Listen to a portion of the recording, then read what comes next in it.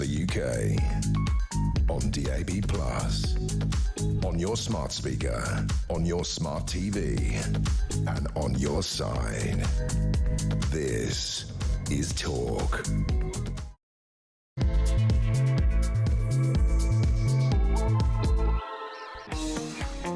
Good morning to you and happy sunny Saturday. Well, I hope it's sunny. It's sunny here and that's all that matters, as long as I get to go and sit and have a pint of lager by the river in some glorious spring weather. Then all will be well with the world. Or will it? Well, I think a big question there, because a lot, I think, rests upon what happens in Iran. We're certainly at the sharp end economically, but interesting, staggering, quite worrying developments, which is that Iran has fired at least 2 ballistic missiles towards the UK-US military base of Diego Garcia overnight. Now, one just sort of, packed up, went kaput, didn't make it, dropped into the ocean somewhere. The other was taken out by the US. But this has changed the game somewhat, because if you look at the trajectory of that missile, assuming it was fired from Tehran, that means that they're what was sort of, intermediate range ballistic missiles go a lot further than people thought. Not so much 2,000 kilometres, more like 4,000, which means that if Iran does in fact have a stockpile of intercontinental ranged weapons, and they were close to being able to shove nuclear warheads on them, well, they could have been smashed into smithereens Paris and Poland and Spain, and, it changes the game. Of course, Iran was always a threat, but in a sort of strange way, this condones Donald Trump's interventionism, at least in my opinion. Right, that is the sort of biggest story we're going to be ruminating on today, but plenty of other things in the news. And to help us guide our way, like a little ballistic... His I don't know where, I really don't want to know. It's Peter Barnes. Hi, Alex. How's it going? A little ballistic what? I don't know. Sometimes things come out of my mouth, and I actually, very rarely, but every now and then I make myself chuckle. And it's usually at the things that nobody else is going to find funny, just me, in my own little It's when head. you stop halfway through a sentence in a very questionable part. That's the bit that concerns everyone. You little ballistic. I mean, it's not that long ago since you having a go at I am your cube, and people thought you called me a demon. When was that? Do you not remember when we had that 25-minute rant at Easter last year after they said... That's almost a year ago. It's almost a year ago, yeah. What are we going to do for our year anniversary? Oh, I don't know. And also, we're back into our old weekend habits of colour coordinating by accident. By complete accident, yeah. In fact, I actually have another darker green dress closer to that hue. So, it's a little bit off. There's something went wrong in the...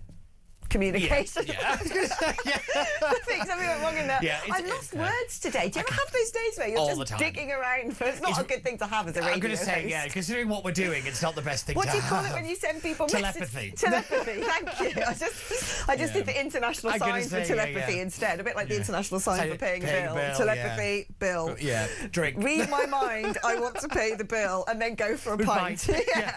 That made no sense on the radio whatsoever. Oh, yeah, I'm sorry if you're listening, driving your car in a cab. A shout out to all my my men and women driving black cabs in London. We love you. Right. We've also, of course, we're keeping up. But one thing that we are keeping... I've got sweats over this. What, the Saturday Times quiz? Because what was your score I think it was 16. That's so impressive. But I peaked. I think I peaked too early. That is so impressive. I've set such a standard. Even when I sit down with my very erudite and well-read family, and we do it as a team, normally we're hitting around 14. So the fact you just came in like a little ballistic, a quiz ballistic. There you go. A trivia projectile, and smashed your way. You bunker buster bombed your way to a 16-point score. But we are going to be maintaining this. Of all the sort of little things we tried out last weekend, now this is my home. We had a little debrief after the show. How did that go, Chris, that debrief? Yeah? After the show, when we went to the pub, and it started off on... I was being sensible, so it started off on Shandy's. I'll tell you how that ended up on Sunday. Can we not talk about that, please? So it started off on Shandy's, then we made friends with some Turkish guys. As you do. Who started buying shots. Actually. Yeah. It's a day you can't go out anymore. It's too dangerous. It's too dangerous.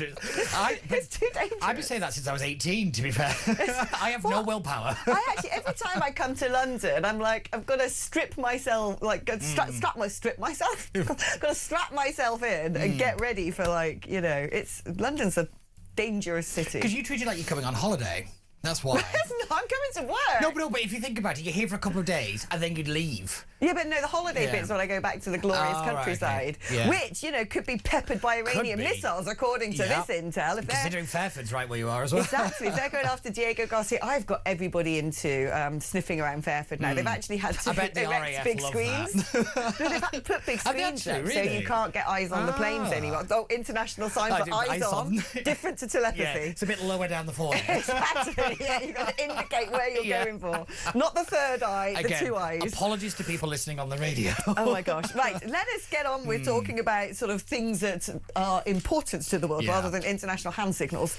Not saying that they're not important, but I mean, look, one thing I don't get is Starmer's sort of done this, okay, you're allowed to use UK, US air bases to launch the bombers to strike enemy ships in the Strait of Hormuz. And I'm like, am I missing something? Because I'm pretty sure the last 4 weeks there have been bombers taking off from Fairford. What is this about? Is it a case of, you know, every single time they're developing to a new step in the war? So first of all, it's like, we're going to go after their missile sites, their missile launchers and their, you know, warships. Now we're going to be going after their smaller ships who are trying to lace the Strait of Hormuz with mines and are firing missiles at potential cargo, preventing anything getting through.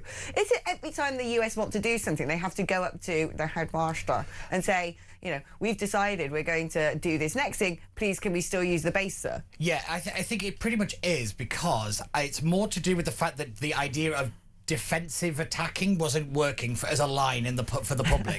I think it's actually more of a kind of, like you said, they need the permissions, but also they need the next line to spin their own incompetence. So they're just continually spinning. What I love the most about this whole thing, sometimes you've just got to laugh, because otherwise you would cry. Weep heavily. Or drink. Oh, you'd find the nearest high building. But you know, Starmer is being threatened by Iran for being involved in the war and told off by America for not being involved in the war. I'm like, he just fails on every level, always. Yeah, I mean, but again, it's all of his own making, because all the Americans really wanted in the first place was just a refueling site. That's all they wanted to use the bases for. And yet, they made this big old grandstanding thing, and he's just, on this decision, went, oh, well, all of that didn't matter. The amount of time that's been wasted and political capital and credibility, it's just gone out the window. What's really confusing to me about all of this is they banged on and on and on about the danger of Iran. Everyone was talking about the danger of Iran. We've seen it for the past, 3 years, ever since October the 7th. We've seen Iran lobbing whatever they've got in their arsenal into Israel.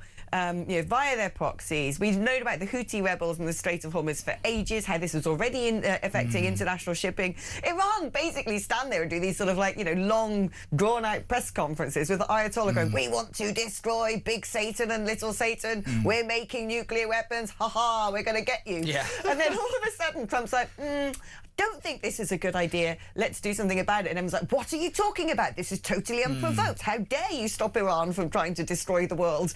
This is an act of aggression. What is the plan in the war? I'm like, what? These peaceniks, can you imagine if this was World War II, which, thankfully, it isn't becoming World War III because Trump is playing an absolute blinder as far as I'm concerned. Well, they'd have attacked Churchill. This is the reality. This is because it's Orange Man bad. Orange Man has to be wrong. He's always wrong. And because they're the good people and he's the bad one. So if it suddenly turns out that, as everything usually does, that he's right and they're wrong, their brains can't compute it and it's going to make their head pop. But this is, when people are sort of narcissistic and they project things onto you and gaslight you, I feel like that is the relationship we have with the government, basically.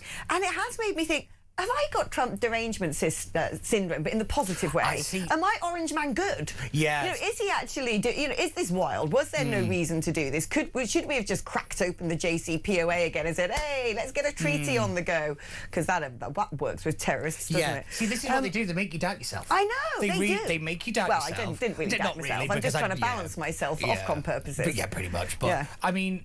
Again, it's driven by they just think the man's a moron and they don't really understand that international politics is not domestic politics. It's not personalities. It's can you have the thing that makes the world blow up? And that's what it is. This whole, like, what's he going to do next? Yeah. Is he sending troops? Is he not sending troops? Oh, he's chaotic. He's not telling us exactly what he's going to do. I'm like, could you imagine in World War II basically going like, putting something out on BBC Radio live from London? Yeah. Dear Hitler, today we're BBC planning to send Verify. 3 Spitfires. Yes, exactly. 3 Spitfires, a Lancaster bomber or 2. You know, I mean, it's just it's mad. Yeah, but that's what they want, and it's because they know that it'll never happen. They get to attack him with it, and they make him look unstable, and they make him look. So it builds this like idea that they have of him because he is tearing down everything that they have come to understand, and they need it for protection.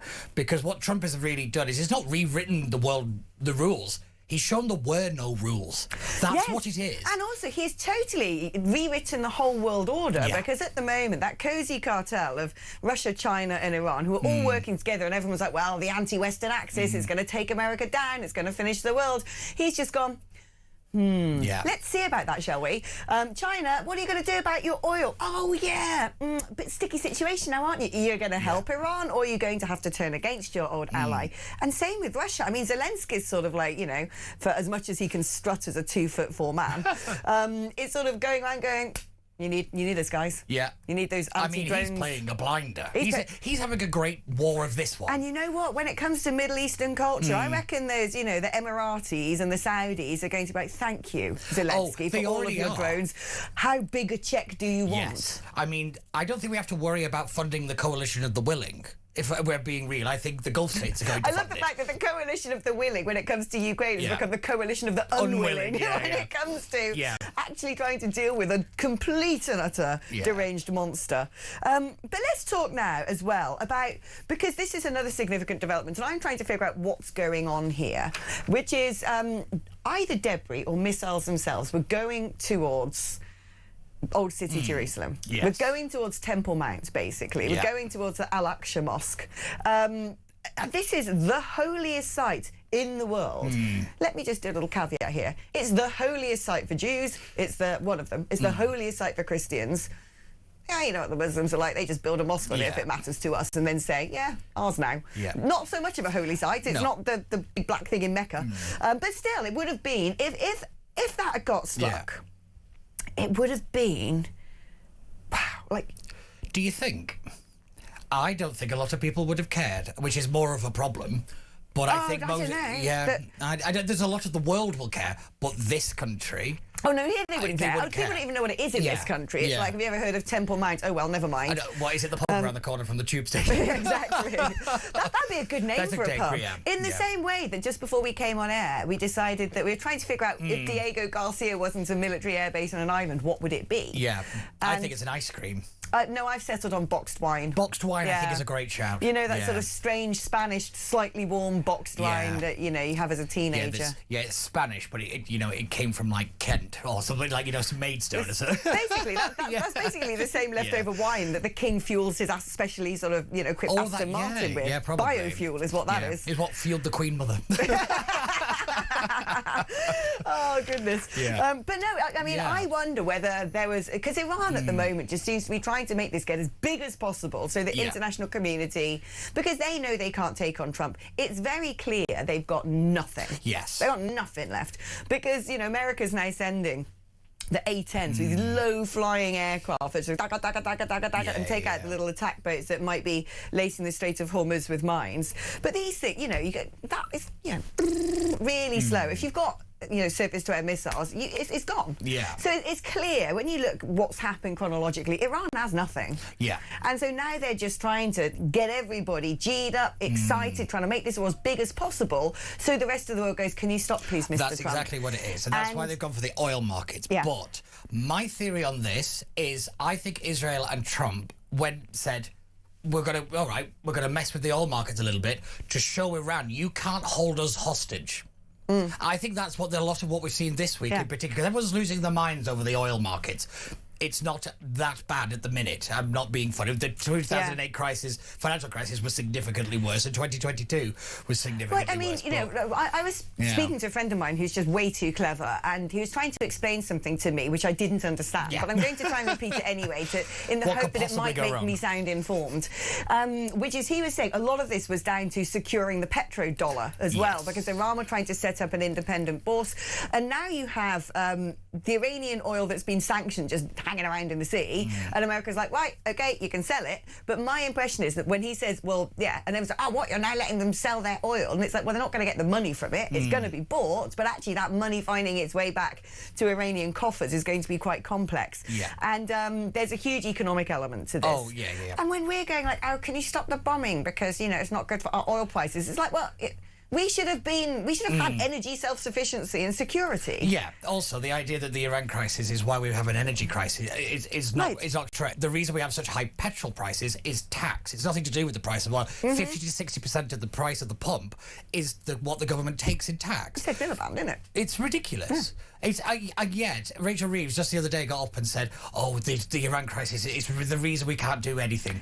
No, it's not. It's a barefaced lie. No, but this is the thing. Guess what? Dramas happen on planet Earth. Wars, pandemics, acts of God. This is life, okay? And as a government, your job is to shield the public from that stuff by having food self-sufficiency, energy self-sufficiency, gas reserves in case there's an issue that you need to call Infrastructure on. resilience. You can't just walk around going, oh, everything looks okay today, so let's just spend more money on welfare. I mean, in what world do we think we're a sensible country when a bad flu season takes out our health service? Right. That is part of national security. The national infrastructure. I mean, one terminal fire took out one of the biggest airports in the world, Heathrow. The other year, and yet, did we do anything about it? I know, but it's just one generator set on fire. It turns out we didn't have any backups. And it's like, that just makes us look like such a liability, which is why the next kind of whatever world crisis there is, probably like tomorrow, Britain will not be looked at to help. Oh, no. Because we're the liability. I worry more that, enemy states are looking at us going, ooh, that's a strategically located, useful bit of land. Ooh, it's got some gas and oil as well. Shall we have it? They've got no navy. We can have that. Yeah. And America will be like, yeah, remember that time that you didn't...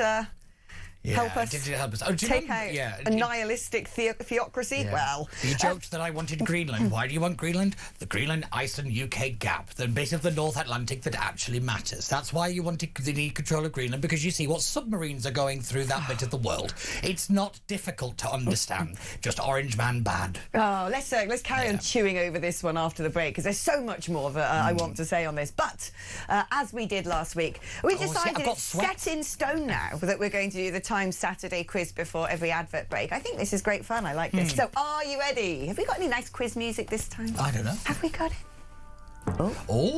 Mastermind. No. Yeah. I think this is most iconic quiz music. If I had to do a top 10 of quiz music. Oh, yeah. Yeah, definitely. Right. Made with yeast, flour and water, pane toscano is an Italian type of what food? Pane toscano. And question number 2. Which singer's last live performance with Queen took place at Nebworth in August 1986? Oh, I've never heard this bit of the music before. I didn't know it went on this long. I know, it was becoming orchestral. Anyway, on that note, see, mind the tone. Oh, the musical puns just keep coming. Oh, they are, yeah. To stave your appetite. Oh, I know. Yeah. Say you all a quaver. Oh, we'll be back in just a minute. No.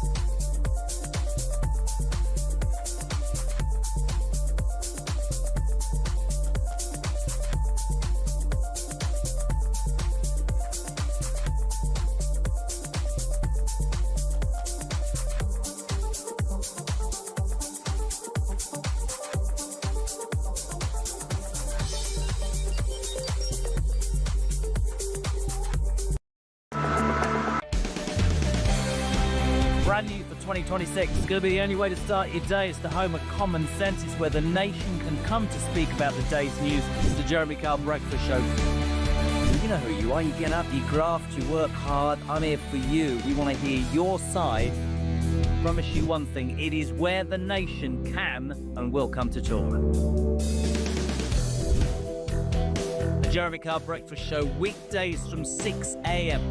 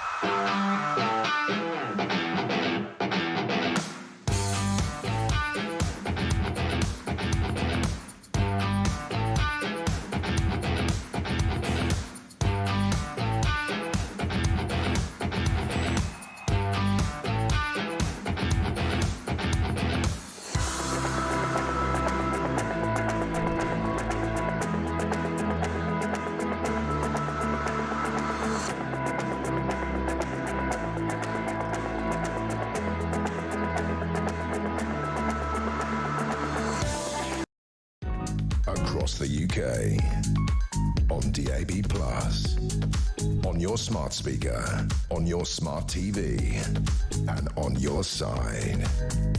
This is Talk. Hello, welcome back. Now, as is routine from today, because it only started last week, so now it's officially a routine. We're going to give you the answers to those questions. So before the break, question 1 in the Times Saturday quiz was made with yeast, flour and water. Pane Toscano is an Italian type of what food? Bread. Correct. See, they start off very easy. If you didn't get that right at home, you need to go back to home economics and remember what bread is made from. And also maybe just look at the word pane. Yeah, helps. true. Which singer's last live performance with Queen took place at Nebworth in August 1986? Freddie Mercury. Of course it's Freddie Mercury. Who else would it be? So there you go. I'm sure everyone at home probably got those two correct. But let us see as we progress and the quiz gets tougher. I have sweats. I'm sweating. Like, honestly, I've sweated through the jacket. Have you? Yeah. No, I told you, I put myself at such a high standard last week, and now... So it was so high. I think it was, you know... I've just ruined it for myself. I'll tell you what you could do. You could cheat.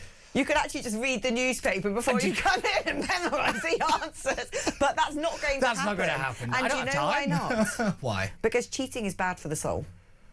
You think I have a soul? No, because you're a demon. I thought we'd established this. Exactly. Should we do some messages? Let's get our folks in and warmed up in the conversation. Betty says, morning, Alex. Gloriously bright but chill in Edinburgh, as always. R.I.P. to Chuck Norris, who passed recently. The last man who could save the West. Yeah, it's an old thing that nothing could take down Chuck Norris. Oh, wow. However, is this some sort of, like, harbinger of doom? No, yeah, basically, it's like one of the world's Horcruxes or something, I imagine. He's rather... I think he was quite young as well. I've not really followed the story. Or was he 86 or something? I thought he was young. I don't know what he was. I think he was a lot younger than you thought he was. But he went on some really mad health kick and became like really kind of like ultra vegan and all this kind of thing. That is mad. Don't do that. Yeah. I mean, I just think, eat normally. Don't go crazy. Have you always noticed don't it's eat the steak only. That's not okay. Yeah, it's the people that do fun runs that suddenly drop down dead. Have you always noticed that? Fun runs are a dangerous thing. It's an oxymoron. Fun run shouldn't be together. It's true, actually. Yeah. Our Ted is doing a fun run. Yeah, he's getting well in shape as Ted. Looking good, son. Love Jenny Murray, was the voice of my alarm clock for decades when the BBC was reasonably non-biased. Yeah, Jenny Murray, also no longer with us. I didn't know who it was. Oh, see, I think it's a generational thing, maybe. I knew, but I didn't know why I knew. I saw the thing and I thought it was Andy Murray's mum. That's Judy Murray. But every now and then there's someone who you sort of think, I sort of know who you are, but I don't. Yes, that's me and most celebrities. Donald Trump is singling out Keith Stalin because he dithers over everything, can't make a decision and will not maintain a stance on anything. He always has to be the crazy bacon butty muncher milliprat and the rest of his morons in the cabinet. That's quite an impressive sentence. I think I read it wrong. My eyes and mouth were not corresponding at that moment in time. What a brilliant partnership, Alex and Pete, says Sue in Lancashire. Oh, yeah. I noticed on X after last week, everybody seems to love us. Everyone? Yes, pretty much. I've not been on X since the 18th of February because I came off social media for Lent. And it's typical, isn't it? The minute I'm like, do you know what? I'm going to give up social media for Lent. There's a war. Oh, yeah. And I love war. I know you do. And I'm the one that's called a demon. Yeah. I just like the sort of blow-by-blow account of everything going on. Talking about the blow-by-blow account, we've got a little bit of breaking news, which is the MOD's response. One assumes it's the response to the attack on Diego Garcia. Iran's reckless attacks lashing out across the region and holding hostage the Strait of Hormuz are a threat to British interests and British allies. RAF jets and other UK military assets are continuing to defend our people and personnel in the region. The government has given permission to the US to use British bases for specific and limited defensive operations. What's going on here? Because I have a feeling this sort of constant squeaking out in the news, specific, limited defence, when it's like that US airbase has just got all the good kit flying out of it, in and out all the time, done. They're using Fairford, that's that. Yeah. I think it's got a lot to do with this story. I think you're right. Which is, yesterday, of course, was Eid. 30,000 Muslims went to a park in Birmingham to do a mass outdoor prayer to mark the end of Ramadan. The scenes in Trafalgar Square, the scenes in Birmingham, and this ridiculous, I'm going to single out Ed Davey in particular, because he's just a man who's always on the wrong side of every argument. This is not diversity is our strength. Mass prayer is banned across the Middle East because it's largely something that is encouraged by Islamist organisations, Al-Qaeda, ISIS, the Taliban, Muslim Brotherhood, in order to sort of show dominance, to show conquering, to mark territory. It's not normal.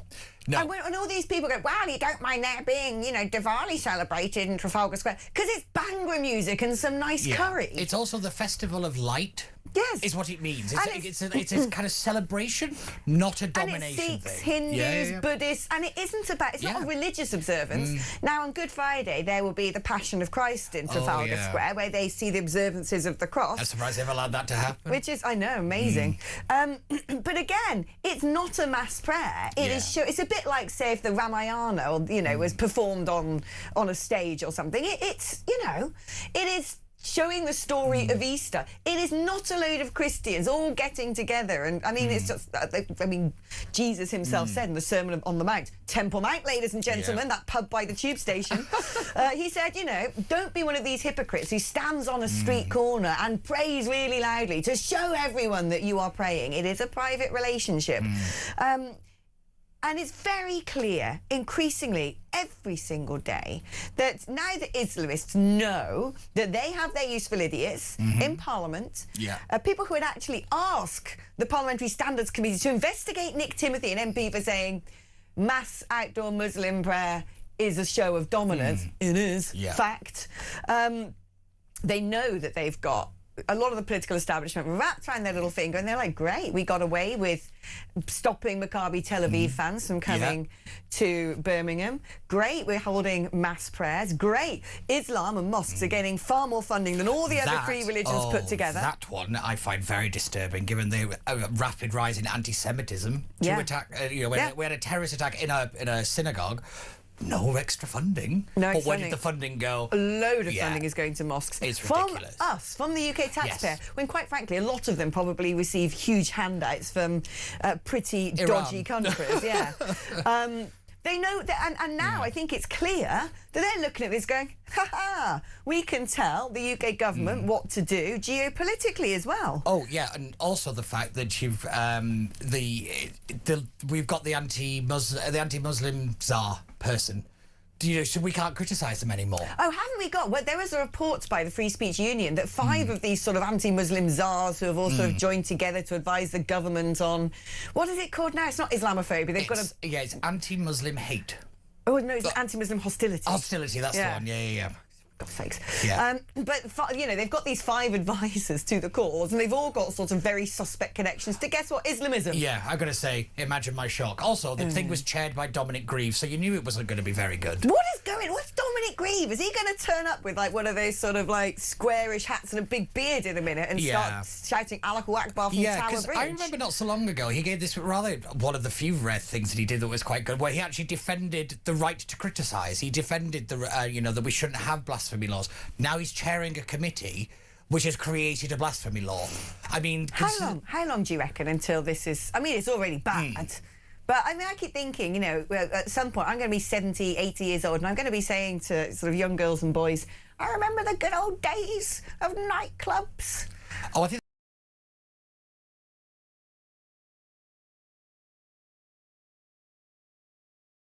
But to kind of broaden it out, I think my fear of this kind of hostility side is actually to shut down criticism of the migrant crisis.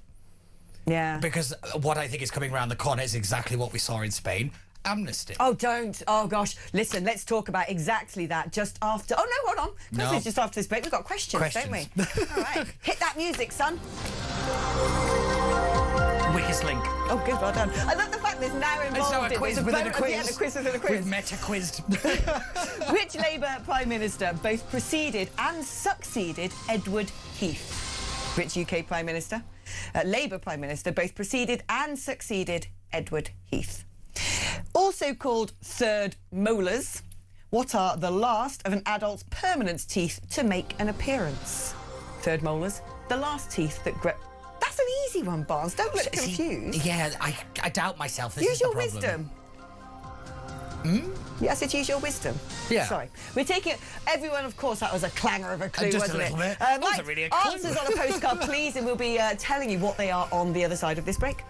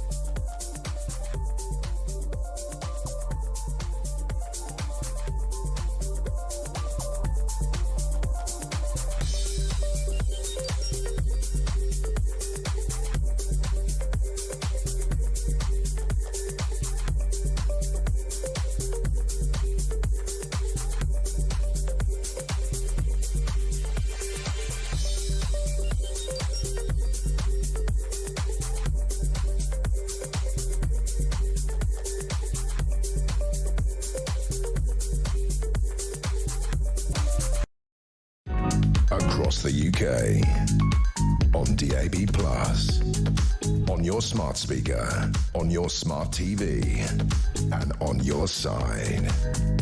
This is Talk. Hello, welcome back. Your messages are so good today. They're really good. I'm going to read out a load of these because there's just too much brilliance going on. But first of all, the answers to those questions. Which Labour Prime Minister both preceded and succeeded Edward Heath? Jim Callaghan. isn't it? Have I got this wrong? Yes. I got the politics one wrong. Oh, no! First of all, that's brilliant. But how did I get the politics one wrong? Do you want to... It's Harold Wilson. Oh, of course. Yeah. Oh, my goodness. How He's did I dropped get a that point wrong? already. If you didn't get this on my clanger of a clue, Yeah. the third molar's the last teeth to make an appearance. Wisdom teeth. Yeah, good. You looked very concerned by that one. I was think like, it's because I've told you, it's the pressure. Have you got your wisdom teeth? I had to have the pulled out. I had all Well, four see, that pulled explains out. a lot then. Yeah. You've yeah. lost your secret source of wisdom. I had the pulled out, so I did have to have a brace. Oh, really? Yeah. I had the first ones out Yeah. for my brace. Right, there we go. Those were the answers. So, doing 3 from 4, Barnsley. I know, yeah. You've got to do some catching up. Shall I do... I've got some brilliant messages. Yes. So, Betty, who is clearly not called Betty, because what Betty doesn't realise is the other name that you have as your WhatsApp actual name shows up as well, but we're just going to call you Betty. Hi, Alex. As you will know, the arrival of the B-1 bombers 2 weeks ago with their Lantern sniper pods and the spotting of this ultra-secret RQ-180 landing in Greece, don't even know what that is. I mean, it's ultra secret. So secret means there are SF and CIA Mossad SF on... That must be special forces. There are special forces and CIA Mossad special forces on the ground designating targets and building resistance on the ground. Well, this is it. We are now learning that the troops are going in. Trump said, oh, we're dialing down. We're dialing down. We're scaling back. We're winning this war. We're scaling back. And yet, at the same time, a load of ground troops are going in. Yes. This is a brilliant one. The Just Stop Oil Tarquins and Melissas are on Donald's side now because he's stopping oil. I mean, that is quite funny. That's good. That's good. I like We that. like it. Maybe the Ayatollah should have just worn a big orange T-shirt. No, he's Strap pleased don't themselves stop to the oil. strap themselves to a carrier jet or something. It's funny, is all these people that get exercise like oil and climate change, and I'm like, where's our oil? Yeah, I know. That's quite funny, isn't it? Yeah. Pick a side. Yeah. This is a very good one. Do you think the governments have figured out that Hezbollah are the gang that needs smashing? The OG people smuggling gang that bombed our sovereign territory, another trick missed by our ever-astute supreme leader, from Guy in Oxford. Is this true? I've been saying this for a long time. The people making the cash money from the people smuggling, other terrorist organisations, they are the gangs that you need to smash. Yeah, definitely. I also find it funny that the political side of Hamas, there's not really much of a difference, came out and said on Al Jazeera, Iran, please stop bombing other countries. I found we really are through the looking glass at this point if Hamas is telling you not to bomb another country. That's right. All these things are very, very easy. Government self-sufficient. You know, make sure you are not giving welfare out to everybody because it's unsustainable. Did you see? Thank you, Sholope, my darling. The gorgeous Sholope's just made me a cup of tea. Have you got anything? I do have a bit of a tea left, but it's fine. Yeah. Sorry, we're just sort of neglecting You over did this there in all the corner. last week as well. I was there like the most dehydrated person ever. That explains the rapid aging. I was going to say I was basically a prune by the after 4 hours. Just give a shout if you need a cup of tea. We'll get you fixed. What do you make of this? So last night I went out to have some drinky poos. And do you know what was really... Like, getting an Uber yesterday was nigh on impossible because it was Eid. Yes. So basically 90% of the Uber fleet is just on holiday. Yeah, it's So the same thing happens with Deliveroo.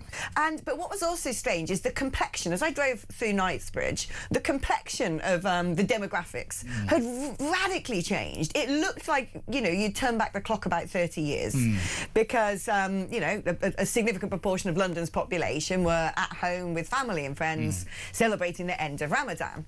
But what I did notice as I was going past, I was in the Uber with a driver called Christian. I was like, well, that's a turn up for the books. Yeah. That's a rarity. And as we were sort of going up Knightsbridge, I could hear something noisy in the distance, and I thought, oh, what is it this time? Who is it now? And it was a load of weirdos outside Wagamama. It's now Wagamama that you've got to protest outside because that's apparently it's some sort of Israeli proxy. I don't know. Oh, right, okay. Nuclear noodles. But they're all standing outside going, genocide, stop the war, the children, Palestine must be free. And it was just a load of weirdo, middle-class, middle-aged white women who clearly buy their clothes from charity shops. Oh, yes. That doesn't surprise me, though, which is sad. Really, when you think about it, but it is interesting how it's that archetype of person. Because I remember going to the. Do you remember when they prorogued Parliament and there was that big protest outside that good old word that we suddenly I know. Yeah, everybody pretended to know what it meant. Nobody knew what it meant. And I remember going down to the protest there, and there was these two women. They had a Marks and Spencer's picnic hamper, and they went, "Oh, we're just here to support the other people." And I went, you people you have no self-awareness that you are the problem. Like, it's just stuck in my head all these years that, that is where we've got to. But that, it's just so weird to see all these Looney Tunes standing outside Wagamama. I'm like, first it's Gales, then it's Wagamama. I'm like, what's next? Chick-fil-A. Oh, is that another one? Yeah, that's one, because it's a gay thing. Peter Tatchell came out about it, ironically, this week. But we should avoid it because it's because it's homophobic chicken. Yeah. Well, all those anti-gay, anti-rainbow chickens that we're breeding in the UK. Go have.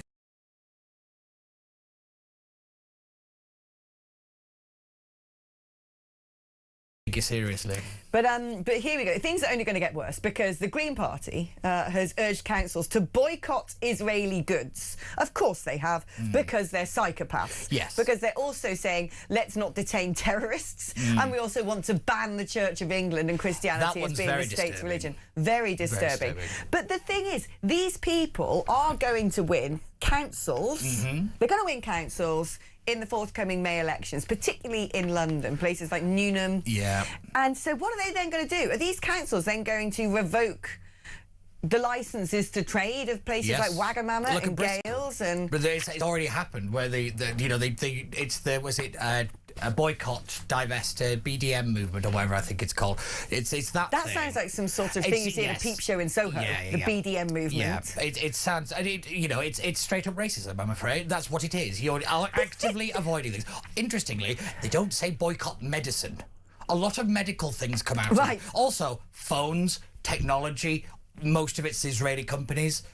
Where all this research is done, they don't say boycott that. But also, this is now at the stage of, when Hitler went around and got his thugs to draw Stars of David on Jewish premises and go, don't go there, it's a Jewish premise. This is the beginning of... It is. Horrors. Do you not remember, I think it was just before the by-election, that you had green activists knocking on doors, asking people to avoid these things. Scary. And they were writing it down if you said no. It's scary. It's really scary. This country is hostile to the Jewish faith. And all the legacy with, is that pronounced? Isn't he a phenomenon? No.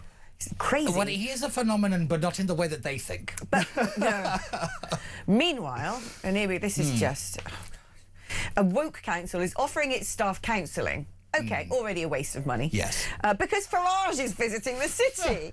What? I know. This is Leeds, apparently. Workers at the council can have a safe space to talk if they are upset about the Reform UK leaders' trip to Leeds. I don't even know what to say about this stuff. This is scary. This is the start of Hitler, or just the bedding in of Hitler, and this is mental illness. I mean, at least in World War II, people weren't mentally ill. Yes, that's true. But, it doesn't... Again, I remember when Trump first time round, there was... you could have a day off for that. When Brexit happened, half the BBC and the civil service had a day off because they were all so traumatised about it. I'm traumatised by the Green Party. Yes, I am. Where's my day off? Where's my day off? Yeah, I'm traumatised by a lot of things in this country, actually. I mean, maybe this is what Nigel Farage should do when the Green councils come elected. He just every single day buzzes a tour of all of them so they all can't go to work. They all have to be in their safe space. Yeah, exactly. In World War II, when we basically had no aircraft, so we created a load of inflatable ones or cardboard ones or something and put them on air bases so the Germans would go, whoa, Britain's going to get us if we attack them.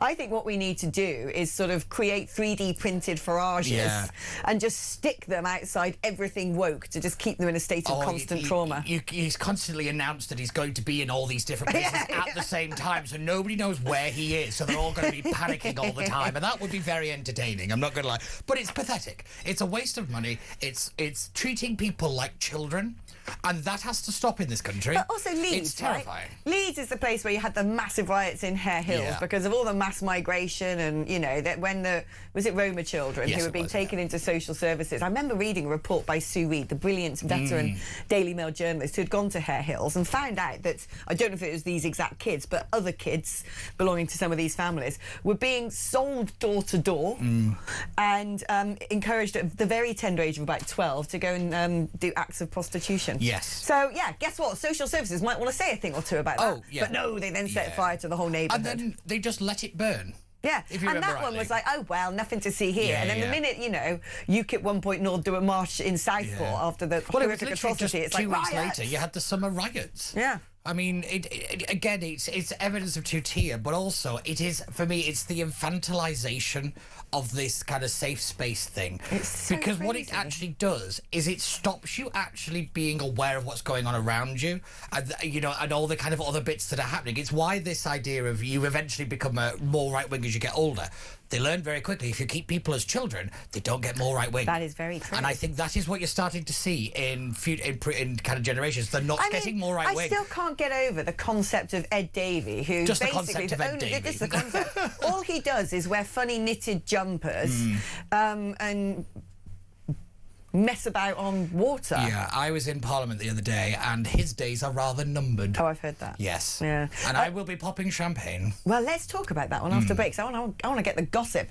Meanwhile, I love this. JB in Aberdeenshire. Diego Garcia was a Spanish crooner back in the 70s, and his doppelganger was a Mexican drug lord in the 80s. We both we touched on those things. Yeah. We both went drugs cartel leader and sort of Spanish crooner who I think 90s slept with over football 1,000 player. women. Oh, 90s football player Diego Garcia. Yeah. I'm still team box wine. Yeah. Right, let's get on with our quiz, shall we? Courtesy of Olaf Bjortont. Wait a minute, this is Strictly Come Dancing. Well, I actually look like I'm dressed for it a little bit. I've got I actually just look like a giant lily pad today. But spring has sprung, the grass is riz. I wonder where my green dress is. Frida Kahlo and Diego Rivera. I thought you were going to say Garcia. No, Frida Kahlo and Diego Rivera have appeared on the 500 peso banknote of which country? Frida Kahlo and Diego Rivera have appeared on the 500 peso banknote of which country? And the Marshall Plan, which ran from 1948 to 1951, was a US-sponsored recovery program for which continent? The Marshall Plan was a US-sponsored recovery program for which continent? OK, get prepared to have your answers just after this.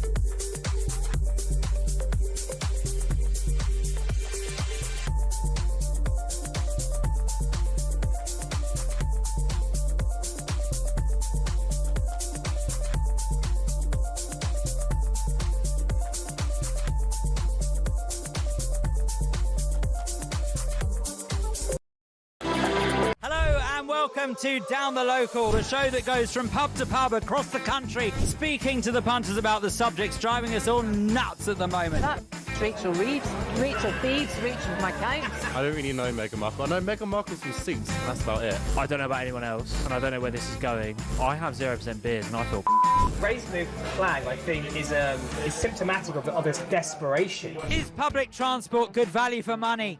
No, it isn't. You really don't like speaking to people.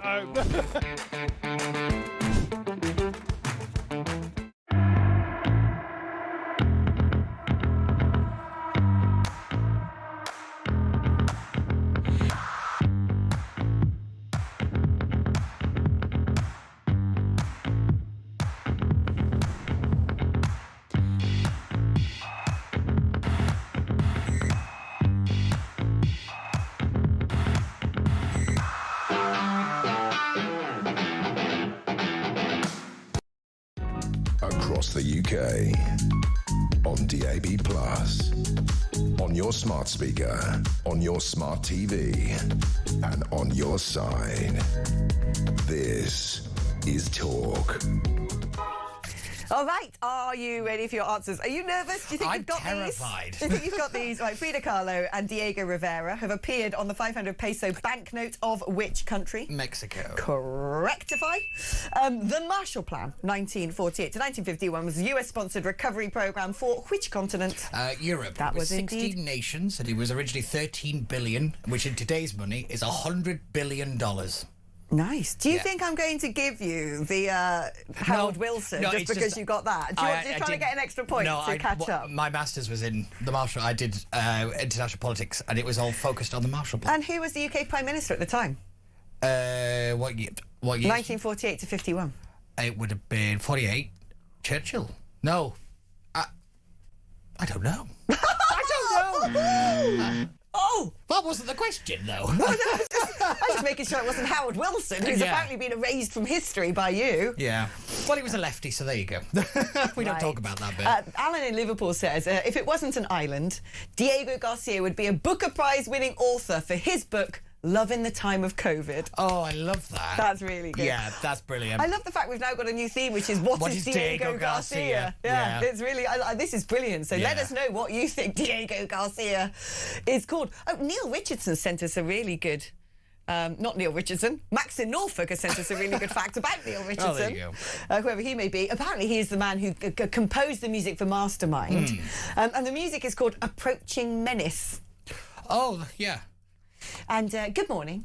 Unbelievable people being offered therapy because Nigel Farage is visiting the area. If that case, can I have therapy? As every time Starmer and Reeves appear on TV, I am triggered. Yes, so's my bank account. So I would rather like it with, every time they announce something, it costs me money. That's triggering. So where's my day Do you know off? what's massively triggered me lately? So I turned into therapy. That didn't take long. So the other day, I went down, got my post, and I had a letter, and I was like, oh, what's this then? Opened it.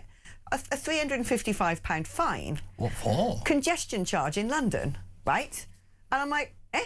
Yeah. So this happened August last year, August the 6th last year, and it was me driving out of London to leave it permanently to move to the Cotswolds. Yeah. So in the meantime, they've then sent all these letters saying you went through the congestion charge, which I haven't got because they didn't come to my new address. I'd gone on to DVLA, and first thing I did, change my driving licence. You sit there when you move house and you just get all the life admin out the way. And so I phoned them up and I said, look, come on, my driving licence says my new address. You've clearly managed to find me because this letter's come through the door of my new address. Which begs another question, how did you find me? I didn't know about this fine. So the fact you've added, a year's worth of interest onto it and it's become 355 quid seems a bit steep. And they were like, but did you change your V5 certificate? And I'm like, I just changed it with DVLA. What? Why does it not work universally? What is that about? It's because it's a money-making thing. And I was like, do I still have to pay the fine? He said, yes, and we're going to potentially fine you £1,000 for not changing your V5. I'm like, I try very hard in life to not break the law. And yet there's all these ne'er-do-wells shoplifting, stabbing people up, bombing synagogues. And they just go about their, things with impunity. Me, who tries not to break the law, seems to attract bureaucratic rubbish and fines like a magnet. Yeah, what was it Oscar Wilde said? The bureaucracy is expanding to meet the needs of the expanding bureaucracy. In other words, it's getting bigger for the sake of it. And it is, as we say, it's a money-making thing. This is why it's so complicated. It is why you lose it all in the regulations and you have to look at this bit and then you have to get that form and this. It's so it's really hard. Yeah, it's really you hard. sort of walk around life trying not to get stuck in a yellow box, especially. And, I just feel like all the good guys are being taxed. What do you make of this story? I don't think enough's been talked about it on legacy media. Of course it hasn't. But the fact now our welfare bill is bigger than the Exchequer is getting from taxation from people who are working. I think it's terrifying. I think it's absolutely terrifying. To compound it even more, it's predicted by 2030 the amount of money we'll spend on welfare is the GDP of Portugal. Why can't we just send them to Portugal? I feel that's too nice. It is. Oh, here It's we go. terrifying. Diego Garcia is a guest lager at a trendy artisan pub in Shoreditch. Oh, yes, definitely. Yeah, and it's I think also that's a good one. ridiculously overpriced. Yeah. Yeah, for no reason whatsoever. And probably just isn't even a lager. yeah. It's probably sort of, And not that flavourings, good. E-numbers, preservatives. And everyone's pretending it's really nice because of how expensive it is, and nobody wants to admit that it's terrible. I can even visualise what that advert would look like. But as I'm not Sarah Poachin, I'm not going to describe it. No, don't say it. We No. love Sarah Poachin. Yeah. But I'm not going to talk about what that's going to look like. But we all know. Yep. Let's quickly touch on this before the top of the hour. I haven't got long. Oh, we've got to get some questions in as well. Yeah. We've got to do quiz questions. So shall I really bring up a new topic? Which topic I is think it? that's a little bit, you know, cutting it a bit fine, isn't it? So shall we just start ruminating over these next questions and, you know, give them a nice lead in before I do an extended fill to the top of the hour break, which is a hard out. Are we ready? Yes. Well, Oh, the music. Are Sorry. we ready? Oh, yeah. Oh, we've gone back to Approaching Mastermind. Menace. Yeah. By Neil Richardson. I Yeah. love this. I'm going to remember that. Which period of 3 months does the British Retail Consortium refer to as the Golden Quarter? Which period of 3 months does the British Retail Consortium refer to as the Golden Quarter? OK, ready for the next? You confident on that one? I think I know it, yeah. I should do.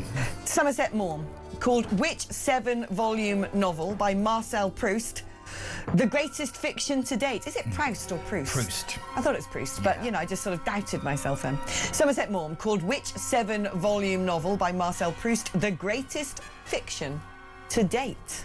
See, I think they started getting harder earlier. That one, yeah. Last week, by about question number 8, it was still, you know, what's the third letter of the alphabet? Yeah. And it was like, oh, this is great, doing really well Olaf's now. just playing with us now. I think Olaf's playing with us. I think maybe they're sort of like, you know, they gave us a sense of comfort in week 1, and then by the time it gets to sort of, you know, Easter Sunday, you're going to just be in. You're going to have to be in a safe space. Definitely. You'll be triggered by Olaf. Yeah.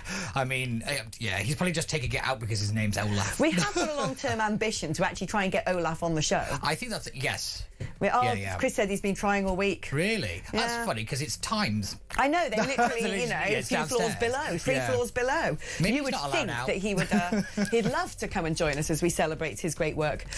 Diego Garcia is head waiter at the best steakhouse in Lanzarote, says Sam in that's Barnsley. so true. Is that racist? Probably, but it's true. Right, OK. On that note, we're going to take a short break. When we come back, we're joined by the brilliant British Army veteran Simon Weston, CBE, and, of course, the answers to those questions.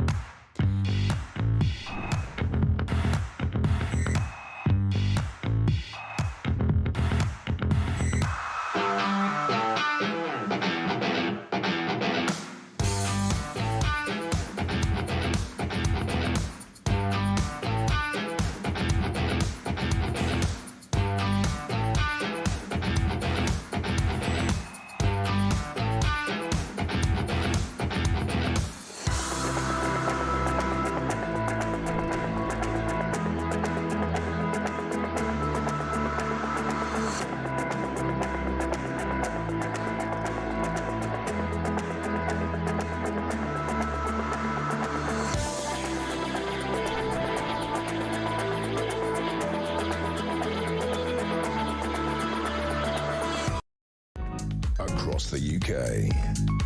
On DAB+, on your smart speaker, on your smart TV, and on your side. This is Talk.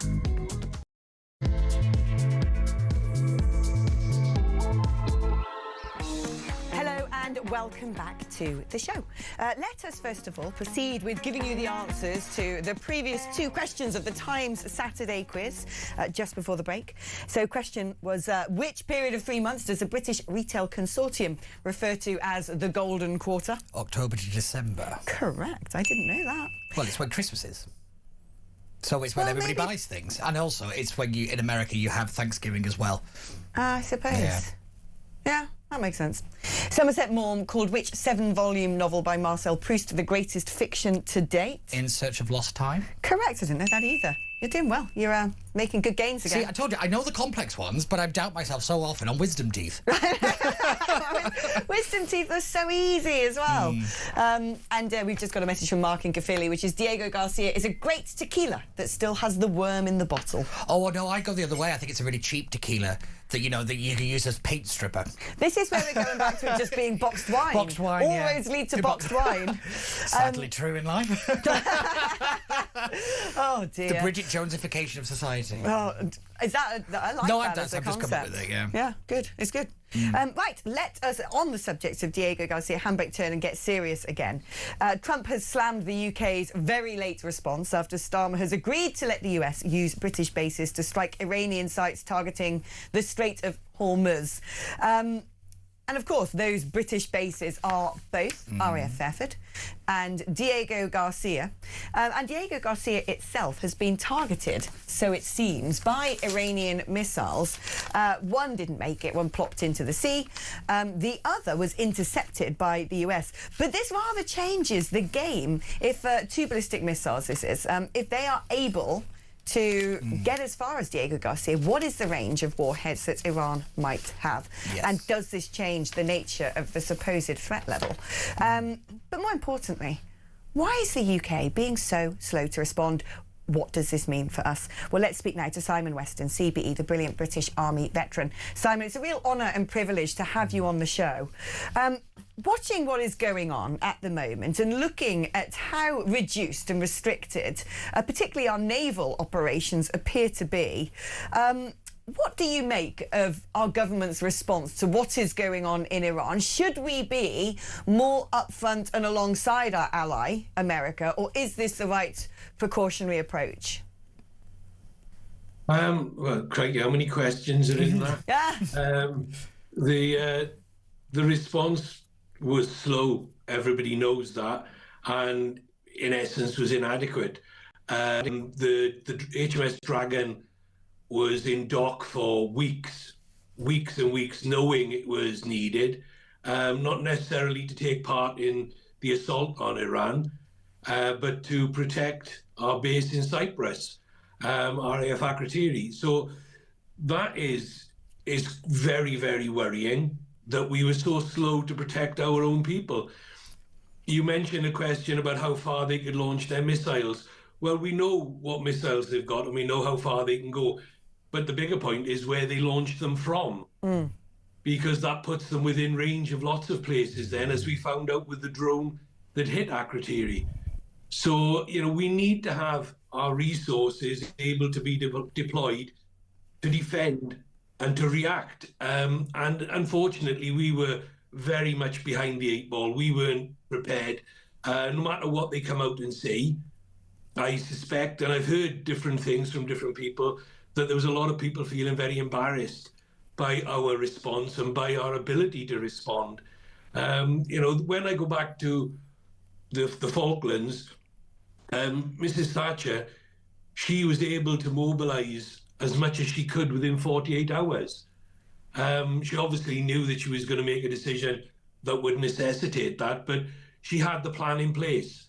It doesn't look like we had any plan in place for this. And when you think Mr. Starmer can go on and say, well, we don't want to get involved, we don't want to be embroiled, we don't want to play a part in the attack, only in defense, but he's been volunteering our armed forces to go to Ukraine, to be on the front line there to defend the Ukrainians. where are we going to get these people from? We only have so many tooth-arm fighting soldiers. The rest are support service people. It does question an awful lot of what's been said. And when you look at the practicalities and the realities, they never can actually marry up. How vulnerable does this make potentially some of our British overseas territories? Because it appears very clearly that if we're not able to deploy anything from our naval fleet to defend Akrotiri, that what can we defend? Will this potentially... I mean, look, I'm not suggesting Milei wants to go and take the Falklands back, but I think it, you know, do you think it exposes us to our enemies because we look like we are unable to respond? It looks like we are a very diminished military power. And without a doubt, we know Mr. Milei is he's rearming. We know that he's taking delivery of, I think, the F-35 jets or F-15 jets from Norway or Denmark. He's got about 20 or 22 of them. We know they're rebuilding their navy. And if they're doing all those things, then with the unemployment they've got in Argentina, then recruitment would be strong. So then they would be able to rebuild their army. We would take a long time to be able to replicate what we did in '82 now. The only difference is that we have a better situation down there with a stronger base, more people, and more fighter jets and more helicopters. So it's a different scenario to a degree, and we have more early warning systems, satellites and such like. But at the end of the day, if they wanted to travel 400 or 500 miles, they could do that in a few days and be there. And if they deployed a lot of people, we could be in trouble. So, you know, there's a lot to be said. You can't just order ships and aircraft off the shelf. They aren't there. And this is not a just-in-time scenario like we had when we went to the first Gulf War and with body armor and such like, and people died because of that. This is the thing where you need to be prepared. You have to. The world is a dangerous place if it wants to be. Today's friend could be tomorrow's enemy. So you've got to be prepared to defend yourself against all sorts. You know, look, we had the French going over to Cyprus before we did to protect our base. So, you know, for years we've had this sort of acrimony between us and France, and now all of a sudden we're becoming best friends, certainly in uniform. It seems to me that, you know, this government seemed to willingly want to hand Diego Garcia away to Mauritius. It's been unable to defend Akrotiri, causing Cyprus to question whether the presence of a UK military base is welcome, especially if it cannot be defended and makes them a sitting target for hostilities. How concerned should we be? I mean, I would imagine if Milei turned around and said to someone like Starmer, we think the Malvinas should belong to Argentina, he'd probably just say yes. If we don't have these foreign military bases or British overseas territories where we can host military bases, how imperiled are we? Does this just make us an isolationist country that sits back, pulls down the shutters and tries to protect itself? Or does this have broader implications for the safety of the United Kingdom? Well, we can't be like the Republic of Ireland where they rely on everybody else to do the fighting. You know, they risk everybody and then they just sit back and say thank you very much for your sacrifice. Ireland, they commit people to peacekeeping, but largely that's all they do. They don't do anything else. We are not a nation of doing that. We've always played a part in global politics, global wars. Why? I'm not sure sometimes, but at the end of the day, the politicians make the choices and decisions where people go, and the soldiers, sailors and airmen and women, they have to do their job. And we can't choose the conflict. So what we have to be is we have to be prepared to do whatever it is the politicians send our people away to do. But if we're not prepared, if we haven't got the right equipment, we have a problem. And the problem will always be that we will be sending people to possibly their deaths. And that's just not acceptable. And the military needs to spend at least 5% of GDP to get ourselves back up to speed, to get ourselves back into the position where we should be, which is to play a part. Whether we were right or wrong to be so slow to join Mr. Trump, I'll leave that for other people to decide, because I'm not terribly sure what the objectives or the aim was, because none of these countries in NATO have ever signed up for a policy of regime change just because you don't like somebody. And there's no doubt at all the Iranian regime is evil. And look at the damage they've done to the Kurdish, let alone everybody else. So we have to look at that. But at the end of the day, we have to make a decision. Are we a part of NATO or aren't we? Are we going to rely on others to do what we should be doing to protect our own and protect those people we promised to protect? We can't break promises just because ideology in politics doesn't suit. And let's be honest, if the politics of today isn't more separationist, because it's separating the people of Britain, it's separating the people's opinions, and it's not unifying a single soul. And where you find somebody who does unify them, then they seem to be unpopular with the media, and everybody attacks them then for being more populist. But ultimately, if you're separationist, if people feel vulnerable, and they feel that there's a two-tier system of this, that, and the other, and everybody wants fairness, but somehow people are being treated more fairly than the people of Britain. Exactly. And that's unacceptable. We can't keep going down this road of being an apologist and being seen to be weak. And that's what we are at the moment. Mrs. Thatcher put us back on the map. Whether people like that or not is irrelevant. I don't care what people think about that. It's a fact. And she put us back on the map as being a nation of somebody to be worked with, not worked against. And at the moment, we're somebody that can be worked against. Yeah, I mean, Peter, I'm going to bring you into this because Simon's making such everything you just said is absolutely bang on, and I'm so glad somebody else is saying it. It makes you feel less insane. I think, because when there's an extra bit of that, it's somebody that Britain became a nation not to work around. That's what we're going to become. We've become the liability. We have to be managed.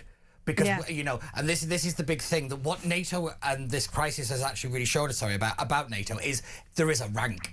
There is a hierarchy. This is not a kind of partnership of equals by any stretch of the imagination. Yeah. A crisis is very good at finding out who stands where and what's all talk and what isn't. Well, what's staggering about all of this, actually, is Mark Rutte, the former Dutch Prime Minister, who is now the NATO Secretary-General, has been a huge advocate for Trump and Trump's interventionism, and yet individual countries in NATO, I think rather being led by the United Kingdom, are showing themselves to be unapologetically obstructive.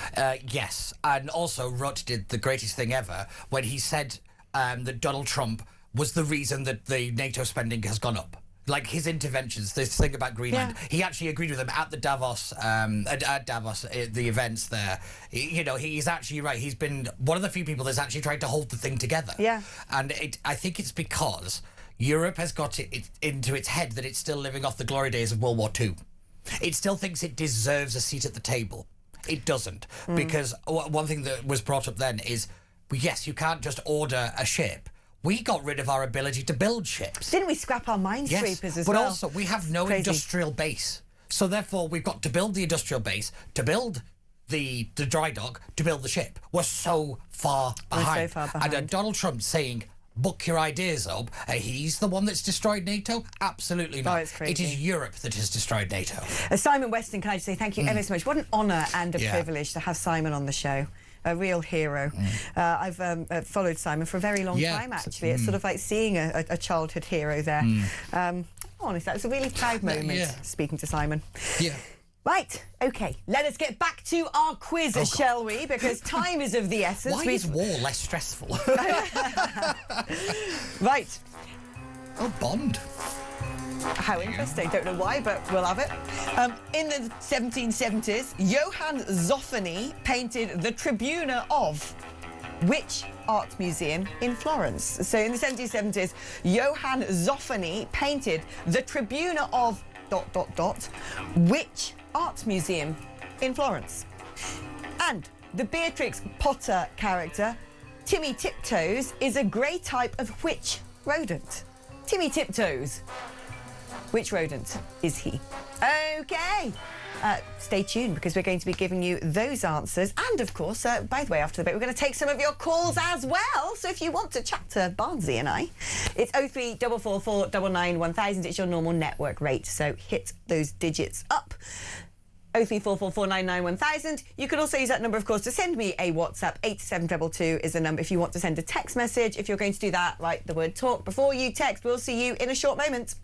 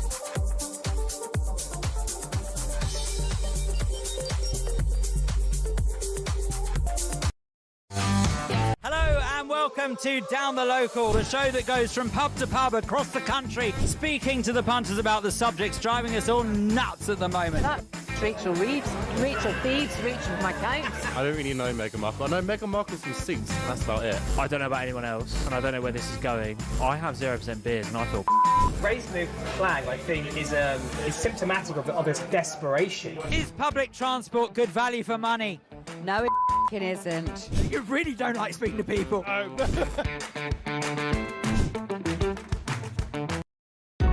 Across the UK, on DAB+, on your smart speaker, on your smart TV, and on your side. This is Talk. Hello. Right, are you ready for some answers? How confident are you about these? I think I know these two. OK. So in the 70s, Johann Zoffany painted the Tribuna of which art museum in Florence? The Uffizi. It is. That's the only one I know. Yeah, that's how I knew that one is the only art gallery. Yeah. Saw the statue of David. Ticked it off the bucket list. The Beatrix Potter character, Timmy Tiptoes, is a grey type of which rodent? Squirrel. He is a squirrel. My grandmother used to call me Peter Rabbit. We read a lot of Beatrix Potter. Oh, do you know, when I was a kid, I was obsessed with ducks, and I had a Jemima puddle duck. Yeah. Plushie, or whatever they call them in America. Probably, yeah. I don't like that word, but... I love Beatrix Potter. I love Beatrix Potter. Wasn't she actually she was actually something to do with mushrooms and fungi, and she wrote Beatrix... I'm sure that's right. That she actually wrote Beatrix Potter to help fund her education. She wrote, really? Yeah, I'm sure it was. I watched the Beatrix Potter film. Yes, and I've been to the Beatrix Potter experience in the Lake District. Well, we've got the Tale of Gloucester shop in Gloucester. Oh, yeah. Yeah. Among other wonderful things. If it was anywhere else. Let's do a few Diego Garcias now, because these are so good. And also lots of people messaging saying how wonderful Simon Weston is. I would read them all out, but I'd take us to the end of the show. Yeah. Right, Diego Garcia was the now long-forgotten talking greyhound dog from the 1930s. What? I don't know. I don't get it, but I like it. Yeah. Diego Garcia was a lowly Spanish priest that later became a Vatican cardinal. Oh, yeah. I like that. Yeah, some kind of radical kind of priest. Actually, you know, moving from box wine, Diego Garcia is more likely to be a sort of cheap Spanish sherry, isn't it? Oh, yeah. Like, in Aldi or Lidl. Or a cooking wine. Well, that's boxed wine. It's just gone back to boxed wine again. So I can't help it. I told you all roads lead to boxed wine. Diego Garcia was the right-hand man of Mexican revolutionary Pancho Villa. Famously, his sombrero had the largest brim in all Mexico. Yeah. Love that. Diego Garcia is a hairdresser in rural Bromyard where you can get a blue rinse alongside a glass of bubbly. Yeah, I've just thought of another one. It's an inspiring story of a donkey. Oh, Little Brown Burrow. Yeah. And this is my favourite. Alex, please stop taking my name in vain, from Diego Garcia of Kent. That's my favourite today. I love this audience. I do. Right, let's speak to Simon, who's in Basingstoke. Good morning to you, Simon. Yes, good morning to you. And I have to say it was brilliant to see Simon Weston. I have tremendous admiration. I remember as a child watching the Falklands War, and one of my family friends was in South Georgia. He was a Marine. And one of the people I was at school with was on one of the ships that was hit. I believe it was... I think it was one of the Type 21 class that was hit. What frightens me is that our politicians have been talking persistently they're saying they're going to put boots on the ground in Ukraine. And the capabilities that we have to survive in a modern war are virtually non-existent. Yeah. And I think what it's going to take is it's going to take a real military disaster, which means lots of very brave men and women are going to have to die before our politicians accept how much damage they've done to our military. And I find that disgusting. Personally, I think every politician from 1990 onwards should be put on trial for treason to what they've done to the UK military, because ultimately hard power is the only thing that matter. And we were spending 14 billion a year on overseas aid. What could that have provided our military personnel with? Yeah. We could have 12 Type 45 destroyers. We could be sending two to Cyprus and 2 to the Gulf. Yeah. We could have a military which is worthy of the name that won't run out of ammunition in a few days. And that's the politicians. That's their ultimate. Their first job is to defend the country, and they've singularly failed to do it, and they should pay the price. Politics is choices and priorities especially, and this government and successive governments keep prioritising the rest of the world against its own people. Basically, it's prioritised the Chinese economy instead of our own, especially when it comes to the net zero zealotry. It's been prioritising people who've invaded our country, who've broken into the country illegally from other nations by offering them hotel accommodation, phones, saying, well, you know, if you play it right, you can stay here and then live off welfare, probably. Yeah, and also, if you then attack somebody who's in the nation, but particularly a young girl, and your kid doesn't like chicken nuggets, you get to stay. It's so crazy. It's crazy. And when you look at the extremist policies of the Green Party, they are extremist policies, but of course everything's inverted in the modern age. So, you know, the things that are sensible, common sense, middle ground, exactly what a government should be doing, which are things like investing in defence, cutting the welfare bill, closing our borders, because if you've got porous frontiers, you are not defending the realm. All of these things are considered far right, extremist, racist, Nazi. Sowing division. And then you have the Green Party, who are actually saying boycott Israeli businesses, don't detain terrorists, scrap Christianity. It is, and I don't understand how educated people, you know, middle classes and professionals, particularly in media, why are we made to feel like we're the Looney Tunes on the outskirts, when we, you know, sort of saying mad things? Well, you know, the Green Party are really dangerous. Actually, Nigel Farage is very middle ground. I don't understand how we've entered, like, we've got to this stage that, you know, when people like Davey puts his comments on X saying, you know, oh, Nigel Farage is clearly an Islamophobe and a racist. There's nothing wrong with, you know, 30,000 strong Muslims praying in public. Does he actually believe it? So I was asked this question. It's very similar to one a little while ago. At the beginning, I'd have said no, they don't. The thing is, they've drank so much of their own Kool-Aid, they genuinely do now. But I do think where we are now in terms of that kind of politics is they know their power is disappearing. The country has finally woken up to the reality because all the consequences have happened. And this is why, you know, everything seems to be collapsing. It's because it always has been collapsing. You're just now paying attention to it. Yeah. And I think it's also not a quick fix. No. These things are going to take a very long time, and I think that is also a big thing why they're panicking and they're kind of becoming quite kind of wounded animals and lashing out so hard, is because their entire world view is being torn down by their own incompetence, and their own lies and delusions are being confronted to them. I wonder as well, and this is where I'm going to get my tinfoil hat. Beep, beep. How much of this, how much foreign interference, and I know people are like, oh, well, they said that about Brexit, it was Russia, but we do know that there's plenty of foreign interference when it comes to moulding the way society thinks, promoting things online, creating seed companies to phone entities, whether you're looking at the spread of Islamism, whether you're looking at a lot of these woke ideologies, which are so niche and no one, they're not grassroots up movements. No one at home was genuinely sitting there fretting about pronouns. It's been imposed from the top down and, you know, magnified by probably hostile actors. When I look at the Green Party, and actually on the other side, Restore Britain, I've done my research into them, and I can tell you right now, actually there's a story out today, a letter to the Electoral Commission saying, OK, so you've now signed them up as a political party, but 60% of the so-called membership are all foreign. Yeah. It's, you know, when you look at things like the promotion of Zach Polanski and how the Green Party have suddenly rocketed to prominence, I don't think it's been organic. No, I think that there are hostile states playing games. Oh, yes, they are. And it's called Iran. They've been doing this and Russia. They've been doing it. I think the thing is, they publicly say they're doing it. Yeah. You know, that's the bit that really gets me. When you look at the influence of China in our universities and in the academy, the Confucius institutions, you know, China doesn't have to invade you. They've got these things called scholarships.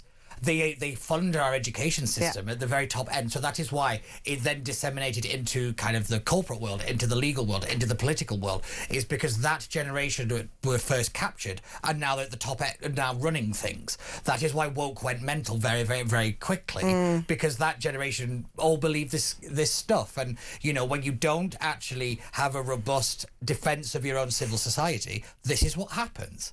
And then you have the useful idiots that run around saying that we're the bad guys. You know, it's... But this is it. I mean, when it comes to... We live in an information age, and information is used as a part of grey zone warfare. That is very clear. We've been talking about this a long time. In fact, when it was all about Trump and Brexit, the legacy media loved banging on about how this was all Russia and, you know, Cambridge Analytica and all of that craziness. And I was dragged right into the heart of that. And as the one person who actually knows what went on, I sit there just going, for crying out loud. But as someone who's sort of, you know, worked in those disciplines for a while, I can see what's going on now, but because it doesn't suit their narrative, they don't want to touch it. Yeah, it's also, I think, that they don't want to admit that they've somewhat helped. But journalists are supposed to step outside the noise and look for the truth. We don't have journalists. We have activists. Yeah. That's the problem. We don't have, and it's also the big problem of institutional decline and collapse, is we don't have anybody to say, this is the truth. No. Because our institutions were absolutely decimated by the people running them. You know, when you can't rely on something to tell you the truth, everything then is fair game and everything collapses at the same time very quickly. Yeah. And this is why we're in such a mess. We are in a big mess. Yeah. I think we can still be saved. Right, I'm going to have to squeeze some more questions into our question slots because we actually come off air at midday today, I believe. Is it midday or is it 12:30 midday? Oh, 12:30, there we go. I have got a second page there. So I probably don't have to squeeze them in, but I can't do maths. So we'll do two. We'll stick the two questions every break. X-Files. I love that. Oh, I love Aliens, me. I think, you know, out of all the 90s remakes, things that they keep bringing back because it was the peak of civilization and everyone's like, right, let's get the 90s back out again.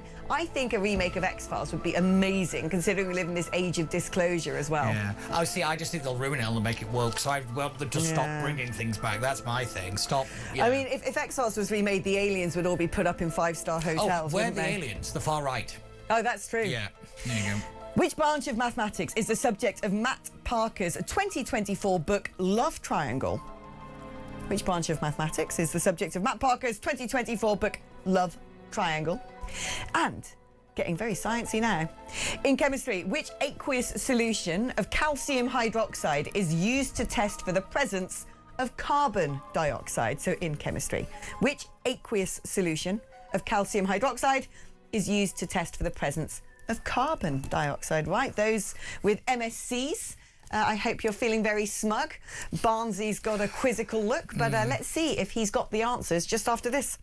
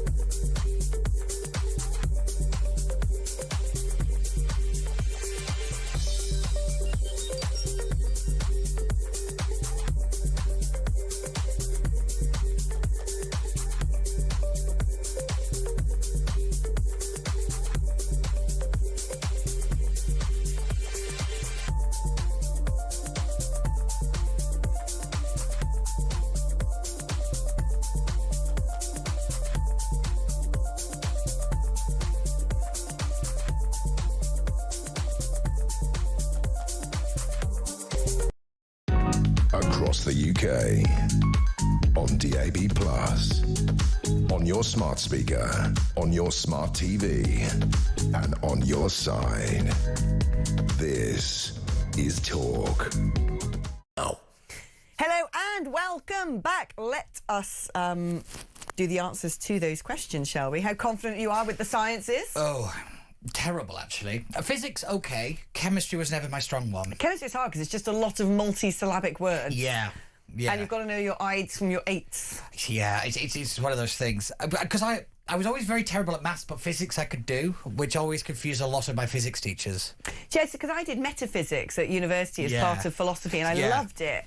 And logic was okay, because it was sort of, equations. Yeah. But if someone asks, I can do an equation because it's sort of solving a cryptic puzzle, but if someone says, what's 64 times 3, I'm there going like, oh, God. Yeah. My brain hurts. Right. Which branch of mathematics is the subject of Matt Parker's 2024 book, Love Triangle? Trigonometry? Hey, well done. Yes. In chemistry, which aqueous solution of calcium hydroxide is used to test for the presence of carbon dioxide? Slaked lime. It's lime water. Is that the same thing? I'm going to give you that. It's no, the same I think thing. ping it. I think ping it. I don't know if slaked lime and lime water are the same thing. It's got the word lime in it. You gave me tree last week and bar. But I think that's okay. It says lime, some sort of stuff with lime that... Well done, actually. Yeah. But you need to come to my pub quiz. And at the moment, in my village, we came second to last week. Yeah. We're not going through a glorious phase. So if you're free Wednesday night, we need you. Yeah. Always on a Wednesday, aren't they, pub quizzes? Is there a reason for that? Are they? Yeah, pub quizzes Wednesdays or Sundays? Yeah, It's sort of one or t'other. Right, OK, let us now readdress this story of Leeds Council, which is offering its staff a safe space and talking therapy. Why? Why should they need this? What terrible thing has beholden the great city of Leeds? Well, apparently Nigel Farage is on his way there. Whoa! Let's speak now to Councillor Sean Matthews, who's the leader of Lincolnshire Council for Reform UK. Hello, Sean, how are you doing? I'm very well, thank you, Alex. How are you? I'm very well. Is that your safe space because you've come into close proximity to Mr. Farage? It's my man cave safe space, yes. Oh, there you go. I hope you've got positive anti-Farage's reinforcements built in. I mean, what on earth is all of this madness? I don't understand remotely what this is supposed to be all about. How are you finding things up in Lincolnshire there? Are there having to be safe spaces to defend the public and the workers, the apparatchiks of Lincolnshire Council from Sean Matthews? Well, I don't think so. I don't think there's that sort of stuff going on. Hopefully the staff and the officers in Lincolnshire County Council realise that I'm a nice person and actually they don't need a safe space from me. But you never know. They might keep it quiet so that I don't know these things. Look, it's a very funny story. It's weird. It's good news for us because it puts Nigel on the telly again, and it's always no publicity is bad publicity. But there is an underlying problem here, and social service workers and people within the council are going to need some support at times. They can deal with some dreadful things, and you talked about it earlier, child prostitution up in the Leeds area. Social workers will need to go away and have some of that safe space and that counselling, and yet what they're doing is they're filling up their time because an MP is going somewhere near them. It is ridiculous. And Leeds City Council put up their council tax by 4.99%. We in Lincolnshire did 2.9%. That's because we don't waste money on nonsense like this. Now, one thing that's going to be, I think, a huge test for reform, and you have the first wave of reform-led councils, is how they're going to interact with essentially the civil service, the structures underneath them who implement the decisions the council is making. Because we've certainly seen in Whitehall, they tend to run the show and have done for a long time, despite who is in charge. I think if Reform end up taking the Senedd in Wales, they're going to have the fight of their life to get the civil service in Cardiff to do their bidding. How have you found things in Lincolnshire? Have people been quite compliant when you've turned around and said, these are our new priorities, things are going to be done differently around here? Yeah, look, when we first turned up, we had one DEI officer who resigned the day that we took over, which sort of self-fulfilling prophecy, if you like. She walked away saying, "What's the point?" Which was quite funny. It's a shame, but there you go. And I've had officers speak to me about, you don't believe in climate change, do you? And that sort of stuff. But on the whole, they've understood that the democratic will of the people was to put a reform council in charge of Lincolnshire. And they have worked very hard to help us run a very sensible, balanced council. And it's going to be 100 times worse when we do form the next government.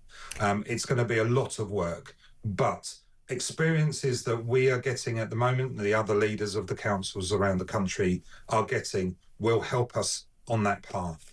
And it's reasons why we need people like Suella Braverman and Robert Jenrick in with us, because that sort of experience, again, dealing with the blob, if you like, they are the ones, and we are the ones that will get on and sort the blob out, because there's no doubt about it. It is a massive issue, and we need to cut the waste, cut down all those people, and make decisions ourselves and not be led by those civil servants. Let's talk about this, because a lot was made of doging local governments, and whilst Reform might not be putting up their council tax as much as other councils, they are still largely putting up council tax, and we haven't heard much about doging after all of the fanfare.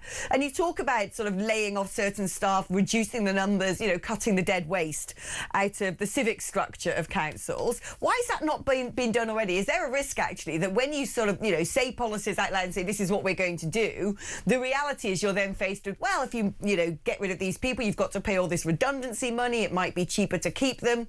Why isn't Doge, being sort of paraded out as a great success by Reform when so much was made of it before the local elections?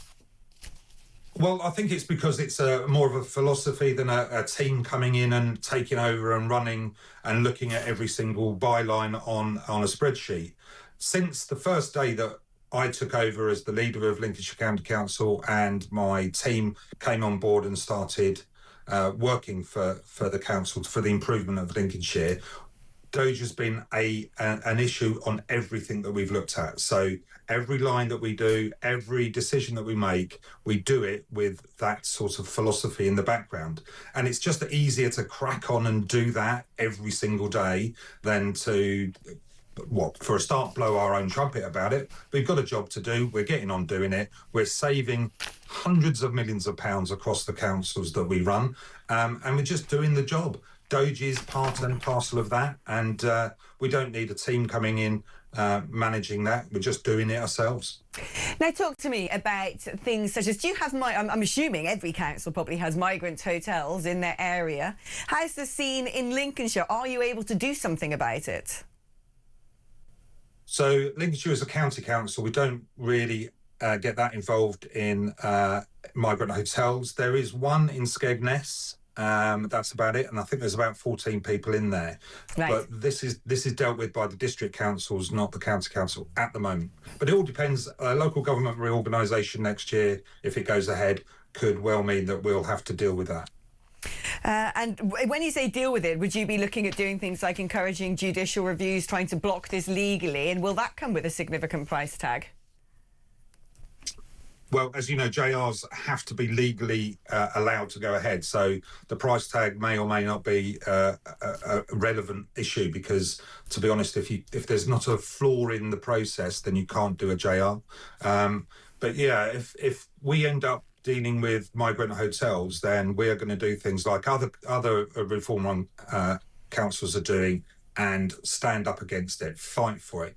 You and I both know that there is a huge issue with migrants throughout the country getting, this was Andrew Rayner's idea, wasn't it, getting spread around the countryside in beautiful places like Lincolnshire, when the reality is we need to stop the boats. We need to stop them coming in the first place and deport those that are here illegally. That way we can get a grip of the economy. We can get building houses for people within the UK, and that none of this becomes a huge issue anymore. Thank you ever so much, Councillor Sean Matthews, who's the leader of Lincolnshire Council for Reform UK. I mean, it is, looking at Reform UK, there's an opportunity here. They're still doing very well in the polls. I don't think there's been much of a dip at all, whatever's been said. I think it's been relatively consistent now. But there's a huge opportunity ahead of the forthcoming May elections for Reform to hold up its big success stories and say, this is what we've done already in a year where we've won elections already. And I feel like that hasn't really happened. Yeah, that's because they didn't do expectation management. Like you said, this Doge thing was supposed to cut billions and all the rest of it. The reality is most councils are chronically underfunded. It's not fat that they've got, it's concrete blocks. You know, it's real, it's things like SEND, it's social care. Big bits of budgets that you can't trim. They're already trimmed down as much as they can in a lot of regards. Also, they have statutory requirements on a lot of this stuff, so they can't actually get rid of some of these programs. But you also have the bigger problem that, in reality, I like what he was saying, really, in the fact that it's a philosophy. It's to raise the issue of waste. But the thing Reform are also going to have a problem with, it's not always gone swimmingly. You know, you look at Kent, you know, they've declared this migrant crisis emergency thing. Yeah. It's also the fact that Kent has a huge special educational needs problem that they haven't fixed. Durham is still in the red. There's a big lot of problems, and I do think that because they kind of promised that, you know, we've got to come in and we'll sweep all these big reforms, people have been kind of set up to think it's going to be instant. It was sort of the same in America, wasn't it? Yeah. All of a sudden it went very quiet on Doge. Elon Musk kind of stopped doing it, shuffled back to his offices of X or wherever, and it sort of got left a little bit. Yeah, and I think you make it, the big one was what you said, is actually sometimes it's more expensive to cut things because of redundancy pay. Right, all the golden handshakes and I do think legal it's right. challenges, tribunals. Yeah, 100%. And I do think it's nice to see it as a philosophy. It is actually, it's going back to what Margaret Thatcher always said. You've got to, it's taxpayer money is sacrosanct. Yeah. You've got to really know what you're spending other people's money on and understand it is other people's money. And that is what needs to get back into government. If Doge, in some respects, if that is what its legacy, it's worked. And it certainly helps at local level when you've got your government, your party is the party of government, because it interconnects a lot better. But, you know, when rubber hits tarmac, when it comes to politics, realpolitik, as we like to say in the biz, often you sort of realise, wasn't as easy as we made out. Yeah. Okay, now something else that wasn't as easy as we made out is the Saturday Times sweats quiz. every time. Are you ready? Because we're ready for our next 2 questions. Thanks, Chris. Everyone knows it's Alex's favourite TV show. I love gladiators. The dream one day is to have a gladiator there. Not that you don't I've got to suffice. say, that's quite insulting. But you there for your brain and the gladiator for the brawn. That would be the perfect Saturday treat. Right, here we go. Which US novelist turned filmmaker wrote and directed the 1973 sci-fi movie Westworld? Which US novelist turned filmmaker wrote and directed the 1973 sci-fi movie Westworld? This is the original music, isn't it? This isn't the latest. Yeah, this is the 90s music. Which Scot is the subject of the 1989 QED documentary John's Not Mad and the 2025 film I Swear? Which Scot is the subject of the 1989 QED documentary John's Not Mad and the 2025 film I Swear? Someone was telling me about that film the other day and said it was very good, very emotional. Right, talking about emotional, we've got to take a short break so I can dab my eyes and the tears building up in the lacrimal ducts. But we'll be right back with the answers after this.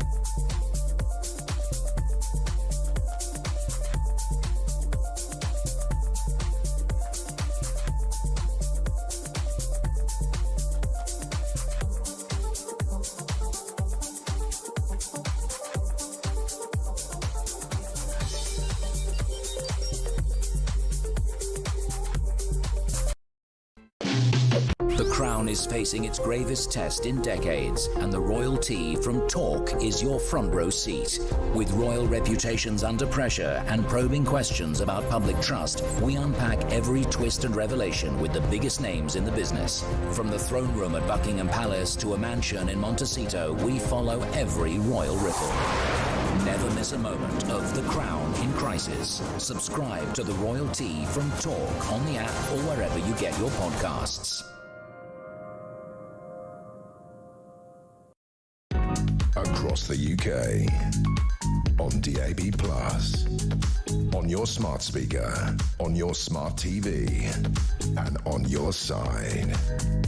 This is Talk. Hello and welcome back. Now, I've got a fairly long statement which has been shuffled out to the media from our great Prime Minister. Would you like to know what he's been up to? No. Because he's so important, you know, he's leading from the front in all of this. He's getting on the phone, he's sorting everything out. That's the problem. Who gave him a phone?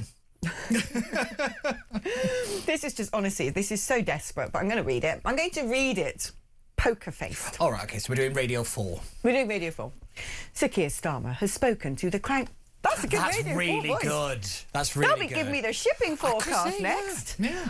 Sir Keir Starmer has spoken to the Crown Prince of Bahrain, Salman bin Hamad Al Khalifa, to discuss the war in the Middle East, Downing Street has said.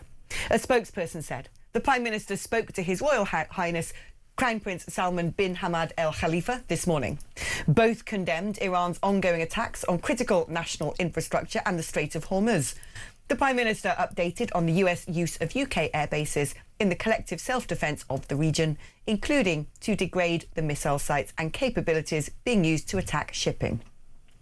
Discussing diplomatic efforts in the region, the Prime Minister welcomed Bahrain joining the growing list of signatories to the UK-led joint statement condemning Iran's attacks and calling for de-escalation. The Prime Minister also thanked His Highness for Bahrain's continued leadership in the United Nations to drive forward an end to the conflict.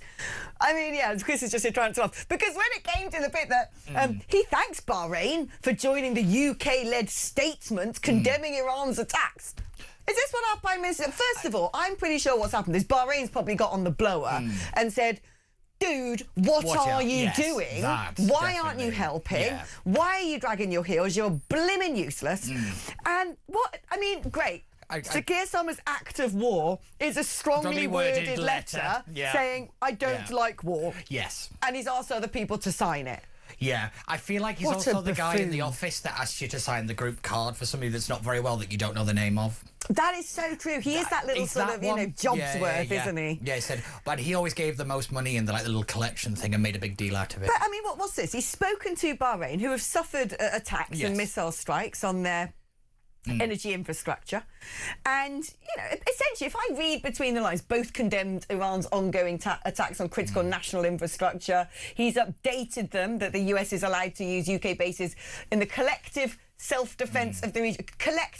We're not part of that collective. No. We're on the outside of everything. Yeah, to be fair, we do have a very big naval base in Bahrain, and the 5th Fleet is there, of the American 5th Fleet. Right? So, yeah, that's why Bahrain is getting a lot of it at the moment. It's because it's where it's all launched from, is just outside of Bahrain.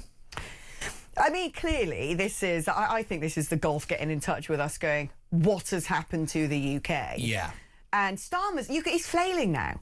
You know, every 5 minutes is just a statement saying, we're not involved, nothing to do with us, we are involved. Because on one hand, he's so scared of his own backbenchers, so scared of the Islamists in this country.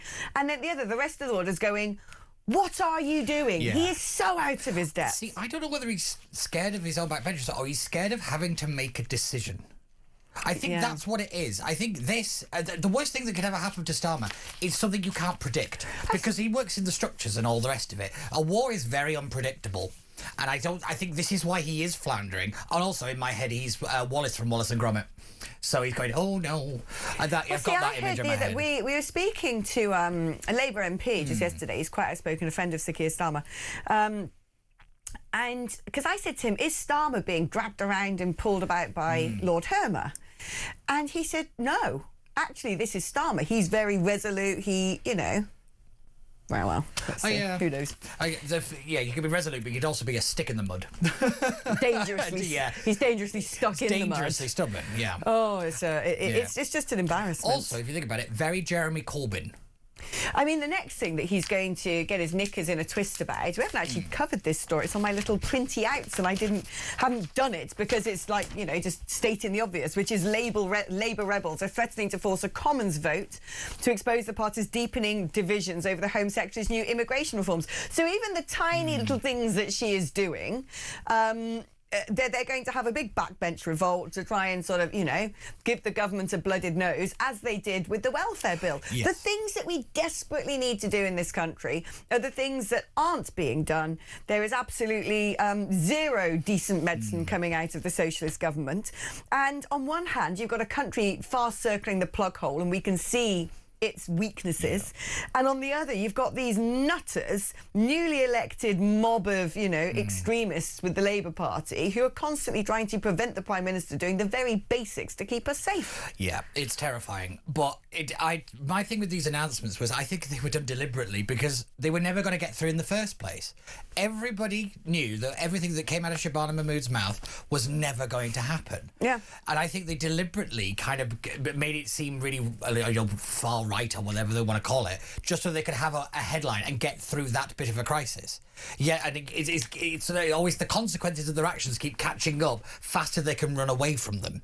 And I think this is where we are, because everyone keeps saying it's all Angela Rayner. No, it's not. They're this lot. They actually don't know politics. They don't know geopolitics. They don't know their own minds. The only convictions they have is give more money to people who don't have money, tax the rich, tax the rich. Well, there are no rich left to tax. They've all gone. But otherwise, they just don't seem to have a clue about anything. Meanwhile, I'm looking at America and thinking everything that everyone said, oh, Trump's a lunatic, oh, Trump doesn't know this, and the anti-Western axis. And I think he is surgically dismantling things. There's a brilliant message from Dan here, which was sent quite a while ago, but I've been waiting for the opportunity to find a great spot to slot it in.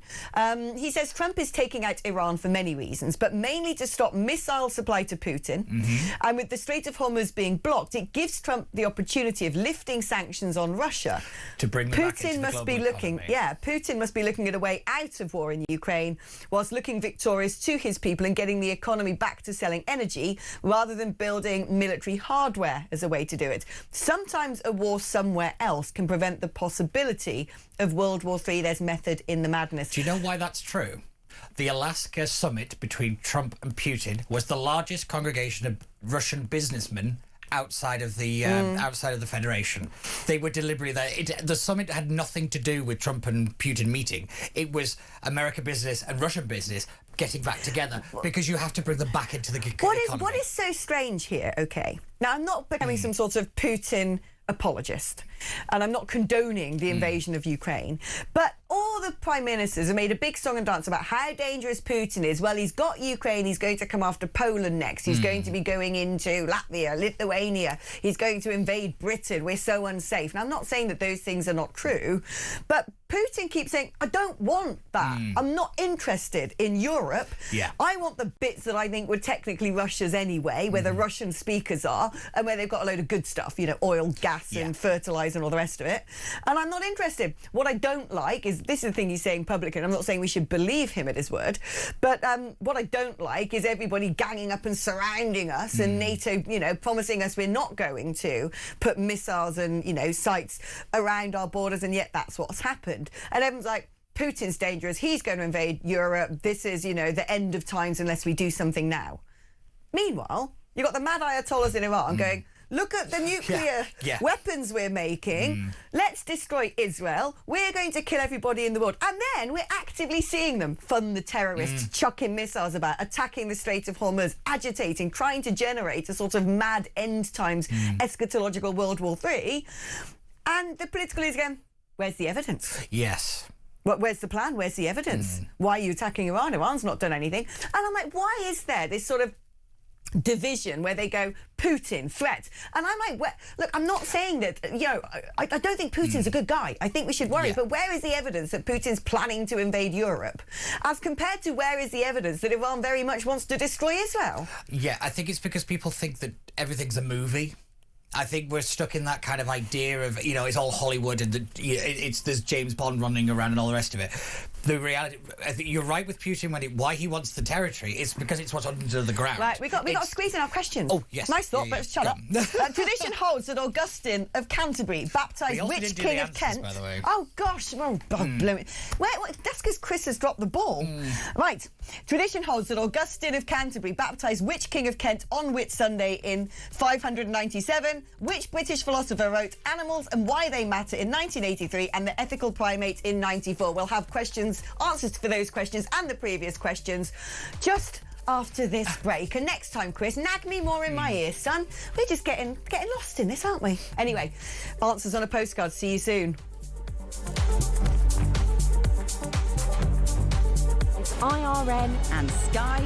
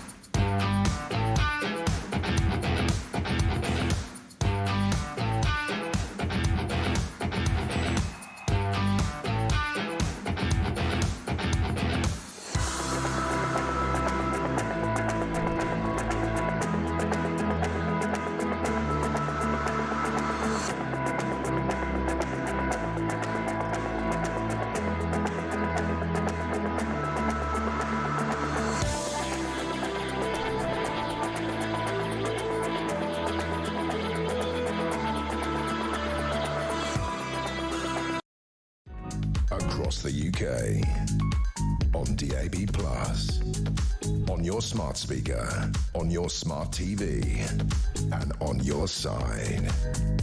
This is Talk.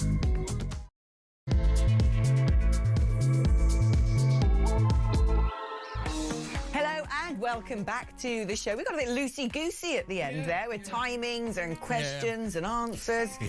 We're getting a bit weekendish, aren't we? We got a bit too comfortable. Bit too bunchy. Yeah. Bit too bunchy. We're not as tight and precise as we were in the first hour, but we're going to bring it back. Yep. We're going to get back on our game, which means we have to give you the answers to 4 questions now because we forgot to give... we did, didn't we? So we have to go back, set our minds... I've lost the ability to speak. I'm going to say, yeah. Don't know where that came from. We need to cast our minds back to the advert break before that advert break and get the answers to these questions. I'm really struggling. Just completely went out your head then. I know, I've forgotten what the English language is. Maybe I might just start broadcasting in French. It would be much better. Which US novelist turned filmmaker wrote and directed the 1973 sci-fi movie Westworld? Michael Crichton. Correct. I love that film and the TV series. You've only dropped 1 point so far, so you're doing really well. You're getting back to last week's record. Actually, these ones are a bit better because they're a bit more kind of history and culture ones. Which Scot is the subject of the 1989 QED documentary John's Not Mad and the 2025 film I Swear? John Davidson. Correct. It's a really good film. He's got Tourette's, isn't he? It's yeah. And that means you're on 14 points, so you're getting close to... last week. Getting close to last week. Tradition holds that Augustine of Canterbury baptised which King of Kent on Whit Sunday in 597? Ethelbert. Ethelbert, yes. First English king to be converted to Christianity. That's how I know the answer to that, because that's the quiz question. That's just normally in a much easier quiz. So you're now on 15 or 14 and a half because, can I just say, as we take a little segue, Alan in Liverpool says slaked lime is a powder. When it dissolved in water, it becomes lime water. And that's what's used for carbon dioxide in identification. So, Peter, your answer is wrong, but slightly right at the same time. I see, that's just going to be the title of my autobiography. Slightly wrong, but right most of the time. I'm just probably wrong, but never left. Yeah. Always right, but probably wrong. I don't know. Right. There's one more. Which British philosopher wrote Animals and Why They Matter in 1983 and The Ethical Primate in 94? Mary Midgley. It is Mary Midgley. That gets you onto either 15 and a half points, depending on how generous I am over Limegate. Yeah, Limegate. Or 16. Yeah. So there we go. And we have 3 more questions to go. So let's see if Pete can best himself. I still find it funny I got the politics one wrong. I know, that was such a... I'd have thought that would be a slam dunk for you, and then you seem to know who Mary Midgley is, so, you know, well done you. You should as well, she's a philosopher. Yeah, but mine were all the Kantian. I like modern German philosophy, me. Oh, right, okay, yeah. Which technically is not modern, it's more like 18th century. Yeah, I was going to say, modern is always it was modern in its own time. Yes, yeah. Right, now we've got a very good guest that Chris has lined up for us. This is Brylan Hollyhand, who's the author of... This is a beautiful amalgamation, can I just say, of our station and Donald Trump, because he is the author of Make America Talk Again. Oh. I love that. Brylan, welcome to the show. Fantastic to have you aboard. How you doing? Great, thanks for having me. Happy Saturday. Yeah, super early for you over there. Well, not that early, but I'm guessing earlier than most people would like on a Saturday. So thank you so much for setting the alarm and turning up for us. Talking about turning up for us, we haven't really turned up for you, have we? I don't know how much America is sort of watching and listening to what Trump is saying about the United Kingdom's hesitancy when it comes to saying to America, yes, you can use your air bases. Is much being spoken of that in America? Is the focus more on what America's up to? Yeah, we certainly miss the days of Winston Churchill. I'll just say that as somebody who is obsessed with history, as somebody who just sits in a history class in college a few days ago, we miss the days of having a prime minister who was strong, who understood the American alliance, and who wanted to actually protect our strongest ally to make sure that the UK and the US were on the same page, not somebody who wanted to make fun of our president, not somebody who wanted to kind of scoff at our citizens or our military. We now welcome kind of somewhat what seems to be a walk back or a course correction from our prime minister, but certainly no Winston Churchill and certainly nobody to look up to over there. And what about the debate in America? Is there debate over whether or not America should be prosecuting this war? The great thing about America is there's always debate. If you allow me a moment, I'll definitely respond to some of the podcasters who sit in their parents' basement and suddenly are all these foreign policy experts to get clicks and some likes on their content. Listen, I understand the frustration. Our generation grew up under Bush and Obama. I want to make a comparison, though, that what we're seeing today is nothing like the Bush wars or the Obama wars. Under Bush, we had ground troops and years-long, endless wars. It looks like the president's about ready to wrap things up and never had to put a single troop on the ground. And Obama, another example. Well, Obama's red line in the sand was just a kid playing with crayon at recess. Donald Trump used a red line as a detractor. He was very, very clear. Just ask Nicolas Maduro what happens when you step over Donald Trump's red line. So we now have this thing called peace through strength. And I think a lot of people forget that strength part of peace through strength. Peace through strength isn't vibes. It isn't tweets. It isn't essays. It isn't strongly worded speeches. speeches. If we had peace through strength, there would have never been a Ukraine war. And instead, we had a president who was asleep at the wheel. We had men in women's dresses running our military for the past few years, and those days are over. We are telling the world in the past few weeks, America is back and we will not be trampled on. And in terms of the future of NATO, because it seems here that a lot of the Western European member states of NATO are getting in the way. Is there concern here that Trump 1.0 said, you need to spend more on defence, you've got to step up, we've got to go back to, as you said, the sort of Reaganism of peace through strength, and we live in a very dangerous world and you are simply underprepared. And then, you know, wind the clock forward 10 years, and that has been proven. But it's not just been proven in the fact the investment's not being made, that the UK naval fleet seems to not be able to even leave dock. But the fact that now it seems that what Western European nations are doing are making excuses by saying, well, is there a plan? Is there evidence that Iran posed so much trouble? Going forward, do you think that at the end of the day, Trump will say, look, Western Europe, particularly the United Kingdom, my mum was born in Scotland, is so important to me, there will be a change of government and we can get back on track? Or could he turn around and just say, that's it, it's done? Hey, I'd love to see that, like yesterday. I think European nations love to mock the United States, love to bully the United States until it comes to us paying them and making sure that we get those security guarantees. Listen, our nation hit $39 trillion in debt this week. It is not our responsibility to be the police force of the world. We have our own streets to clean up in our own nation and run over here. That's what our Independence Day is, that we're celebrating the 250th anniversary. It is not our responsibility to pick up the tab for the European entire continent here. This is just not our role. It's not going to be our role going forward. President Trump's been clear on that for the past decade of being in politics, and he's actually putting his words where his mouth is. I know this is a foreign concept to some people in politics. We've got a president who actually does what he says he's going to do. And when he says that we're not going to be the bully pulpit for say, Europe anymore, that we're not going to foot the bill for Europe anymore, he means it. These nations cannot backstab us, mock us, and then come to us and expect us to pay for everything. It's just not going to happen. Yeah, Peter, I want to bring you into this a little bit, because it does, we were discussing earlier, Byron, there's a stark contrast, right, between the Europeans saying Putin's so dangerous, he's going to invade Europe, we've got to throw everything at the situation in Ukraine, when evidently, I'm not sure how much it stacks up that Putin was planning on ever invading Europe, although I don't like him, I don't condone him, and I think he's a very dangerous man. And then they kept saying, America, why aren't you doing anything? America, why aren't you getting rid of Putin? America, why aren't you wading in? America, why aren't you sending money to Ukraine? America, why aren't you sending weapons to Ukraine? And now Trump is saying, well, look, we have evidence that Iran was getting close to developing a nuclear weapon. We've seen it lobbing missiles in the Strait of Hormuz, funding terrorist proxies, etc. Europe, the least you can do is help to prevent cargo going through that strait from being blockaded.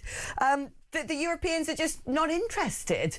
I mean, there's a huge difference, isn't there, Pete? It's huge, but I think you hit the nail on the head when it's more along the lines that Europe looked down on America. I think it's a superiority complex thing. I think it's an arrogance thing. They think they're better. You know, although the Americans are a bit reckless, a bit gung-ho, we're civilised. We won World War II. It's that narrative. Let's all have a meeting. Let's all hold hands and sing Kumbaya. That is NATO in Europe. And unfortunately, as you say, that's not the real world. The world is a very dangerous place. The one I always go back to is if you want peace, prepare for war. Sivi pacem parabellum. And it's been true since ancient Rome, as it is today. You cannot just have open borders. You can't not have a navy and be an island. I find that a preposterous statement that that we have to make, because yet again we've just expected it, because we all decided to try to work out what a woman was rather than realise that Russia is literally walking into Europe and they're not going to stop. And then, you've got the mullahs running around Iran, literally funding terrorism around the world, going, well, are they really doing it? And the reason they ask that question is because they don't want you to realise they haven't done anything to stop them. That's what it is. It's a distraction technique. It's not taking accountability for their failure and their cowardice more than anything. Yeah, Byron, I'm going to hand the floor to you. Sorry, I went off on one there. Great. We love that. That's what it's all about. This is make Britain talk again and make America talk again. Byron, your thoughts? I love it. Yeah, I mean, this American, Western, rebellious, reckless nature that the Europeans love to look down on us from their high pedestal built this nation when we dumped our tea in the harbor 250 years ago. It's the reason that I don't have an accent on this show this morning. It's the reason I'm sitting in front of these American flags. It's the reason I can say God bless the USA, and why Europe is coming to us to beg for literally everything. For life support that the EU is on, and they come to us and still mock us every single time they get the chance. But here's the thing of the big difference between the Ukraine war and what we're seeing today in Iran. This isn't like a rumor or like they might do something. They've attempted to kill our president. They've sent countless sleeper cells into our country that are still here. This is not some joke or some experiment. They literally are trying to attack us from within and still might. We have to nip this in the bud. This isn't something we're just going to play around with like it's a playground game at preschool. This is something that we're actually going to take seriously. This isn't some social experiment in a lab to be accepting to the Ayatollah. If you don't think Donald Trump's not serious, ask Nicolas Maduro, ask the Ayatollah, or ask the Cuban leader next, who's finally wising up and saying, whoa, maybe I play ball with America. Yeah, you better. I mean, do you have the same read as I do in the UK, which is perhaps one of the reasons you were talking about IRGC sleeper cells and so on and so forth in America? If you have a problem with this, we are riddled with Islamists and riddled with terror suspects and cells lying in wait, prepared to attack. If it transpires that actually the hesitancy, the reticence of Europe actually, because I think this is what's going on with all these statements. We'll allow America to use air bases, but we're not involved. We didn't actually. It's all defensive. Go on, you've twisted our arm, but this has nothing to do with us. I think that what's going on with the constant statements coming out of 10 Downing Street is they're terrified of reprisals on our own streets. Yeah, I mean, what an insane concept. When you open the border wide open, put a welcome mat at it, and say, anybody come in unchecked, maybe some terrorists are going to sneak across the border, and now we're paying the price for that. Yeah. Exactly. No, spot on, Brylan. It's been wonderful having you. Thank you ever so much. Let's do this again. I think we should keep Brylan as our American expert. Yeah, 100%. Yeah. I will just say that one final point on this is actually, why is it just gone out of my head? We're having that sort of day-to-day, we really aren't we? are. I think we're just making each other worse. I think we're expending a lot of mental energy on a quiz. Yes, I told you, it's the stress of the quiz. I don't know, it's like being back at school. Honestly, it's gone right out of my head. Well, don't worry. Do you want a quiz question instead? See yes, if that more can stress, sort of... Let's see if that'll get the old gears turning again. Yes. Yeah. Oh, I like that. Yeah, that's nice. I love America right now. I think America's so cool. I just want to be American now. Yeah, I've never forgiven them for the tea. Well, you don't waste a good cup of tea, do you? Now, we've got, 3 questions now to round off the quiz. Henry Rousseau's 1908 painting The Football Players depicts 4 players of which sport? Interesting. One assumes that's got to be a trick question. Henry Rousseau's 1908 painting The Football Players depicts 4 players of which sport? In 2017, who became the first Welshman to wear the Tour de France's yellow jersey? The first Welshman to wear the Tour de France yellow jersey in 2017. And then this is my favourite part of the quiz. It's when it's the picture round. So I've just got to try and describe. Last week was hilarious. I've got to try and describe the picture. I actually went back on YouTube and watched it. Are you ready? Go on. The pictured bird is known as Lady Amherst's what? Okay, said bird is, I think, I don't have much context, but I think it looks, say, cockerel-sized. It's got a parroty face. It's got a red head, a little sort of black cheek, but white eyes and beady little J-like eyes set in that skull of its avian nature. It's got a feathered, stripy, black and white ruff, navy blue petrol-coloured back feathers, a bum which has a few yellow flecks, and then a long, astonishing tail, kind of pheasanty, but jazzier, very white and black like a zebra, with some red plumes coming out the side. A pictured bird is known as Lady Amherst's what? Let's find out after the break.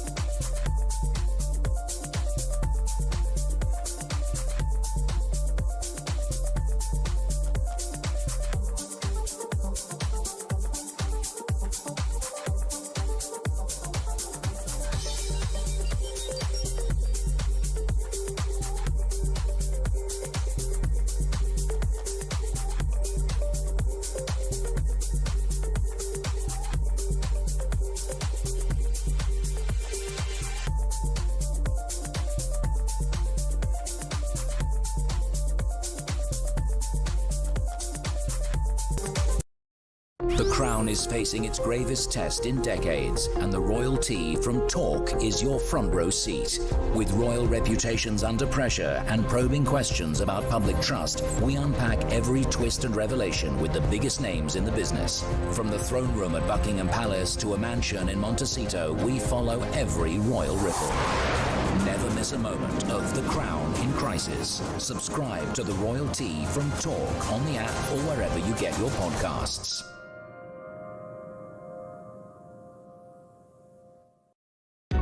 Across the UK, on DAB+, on your smart speaker, on your smart TV, and on your side. This is Talk. All right, now we get to go down and have a warm lager in the sunshine in just 4.5 minutes. Just like Ed Miliband once. Just like Ed Miliband once. So in that time, we've got to get all these answers done. Tot up your scores. Henry Rousseau's 1908 painting, The Football Players, depicts 4 players of which sport? Rugby. Indeed, it is. First international game of rugby. That's what it is. Well, that pen's not working. In 2017, who became the first Welshman to wear the Tour de France yellow jersey? Bradley Wiggins? I don't know cyclists. Geraint Thomas. I've no idea. I'm not a child, I don't cycle. The bird that I so concisely described that looks a bit like a jazzy parrot-pheasant hybrid. The pictured bird is known as Lady Amherst's what? I genuinely had no idea. Actually, it's Lady Amherst's pheasant. Oh, so when I said it's like a pheasant-parrot hybrid, then there, it was. I'm going to have to Google what this bird looks like. It's basically a pheasant with much cooler clothing. See, I was actually going to say... A pheasant that's gone to Topshop. Oh, right, OK, right. ASOS pheasant. ASOS pheasant. Basically, it's a pheasant that Lord Ali's got his paws on. I was just about to say it's Lord Ali's pheasant. You knew that was going to come. I knew that was coming, As soon as I said it, I sort of felt as though... I was like, are you saying it, or am I going to say it? I know, we knew it was coming. Oh, we've got to add up the scores, though. So, how much have you got? I think you've got... I've only got 2 wrong. I think you've got... Well, no, 3. You didn't get the pheasant. You didn't get the yellow jersey. I didn't get the yellow... And you didn't get the bird. Howard Wilson. Yeah, so that... 3. So you got 3. So you got 17. You've beaten last week. Oh. Honestly. The stress. No, the stress. By the end of whenever I stop doing this, I'm just going to be a puddle of sweat on the floor. Well, I love the fact that you're probably not going to take on the family fame of living to past 100. I've got a very weird question here. Right, OK. I don't really know where it's come from, don't know what it means, but Wendy in Clackmannanshire says, thoroughly enjoying your show this morning. Love your guest, Peter Barnes. Can you ask him if I heard correctly when he was on with Ian Collins the other week, did he say he has all 4 grandparents alive, all aged above 100? Yes. Blimey. We don't die. My nan always says it's because spite is a powerful emotion. So we're not going anywhere. That's really... I'd worry that Wendy in Clackmannanshire wants to come down and start, extracting your blood for... Yeah. Youthful schemes. Well, ironic. See, I think I'm the exception because I'm 35 and look like this. But maybe that's it. Maybe you're Benjamin Button. Maybe. And you're going to be reverse aging. Do you not remember the time that you said I looked like the picture of Dorian Gray when my eye was really bad? I remember the because I looked really bad, and I was like, if I look like the painting, Dorian Gray, how bad's the painting? Just the frame or something? Stank eye was great when you got that sort of errant bitumen flew into your eye, and you sort of you had the audacity to say, "Oh, I've got a sore eye today." Mine was literally falling out of my face. By the way, when Emmanuel Macron had skank eye, he wore aviators. Do you remember that? What was that? Was that G7 or Munich Security Conference? Munich Security Conference. I'm not Tom Cruise, so I'm not wearing it. You could have just got some really good shades on. Yeah. Why have you not got the Lord Ali on speed dial? Well, many reasons. I don't get invited to the parties. That's the thing I was annoyed about. I was the only person in SW1 not invited to a Lord Ali party. Well, I don't think they rival Epstein's. No. But no. Not that I went to one of those either. No. We could go off on many a tangent, but let us not do that. Yes. But we are going to be loving you and leaving you very shortly and wishing you a very wonderful weekend, hopefully doing something in the sunshine and believing in Britain. I am back tomorrow from 10 until 1, where I'm going to be joined from 10 o'clock by the brilliant Benedict Spence, who's going to be in the hot seat. Do you make him until do the 12 quiz? Tomorrow. Ooh, got an extra hour of not working. Love it. So Benedict Spence is going to be with us from 10 o'clock at 10:45. 5, we're going to be joined by James Cleverly MP, the Shadow Housing Secretary, to go through the big political stories. And, of course, at 11 o'clock, you don't want to miss it. It is backed by popular demand. It is not going anywhere. It's going to be Weird Hour with Paul Cox. And don't you worry, we have been harvesting all of our stories in readiness to entertain you with the weird, wonderful and woke that's been going on in the world. I mean, that could be like an entire week of a weird week. For me, Weird Hour never ends. It's just a continuum of my normal mental state. Yeah, I call it the 2020s. Because ever since 2020, everything just went weird. No, I think someone else said it was 2017 specifically. So 2016 was trending.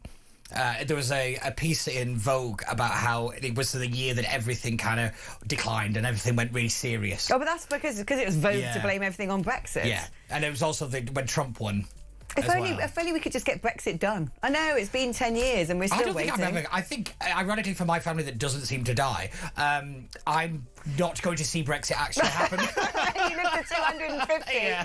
There'll still be no Brexit. Was it molasses still going? I think you're right. Anyway, you'll be pleased to know as well, if you enjoyed today's show, we have drawn up a little agreement that we're going to have Peter Barnes every single Saturday. Yes. The double act is back. Yeah. And let's see if we manage to coordinate our clothes like we always used to at the weekend. Yeah. Anyway, from Barnesy, from Phillips, it's goodbye, have a lovely weekend, and I will see you tomorrow.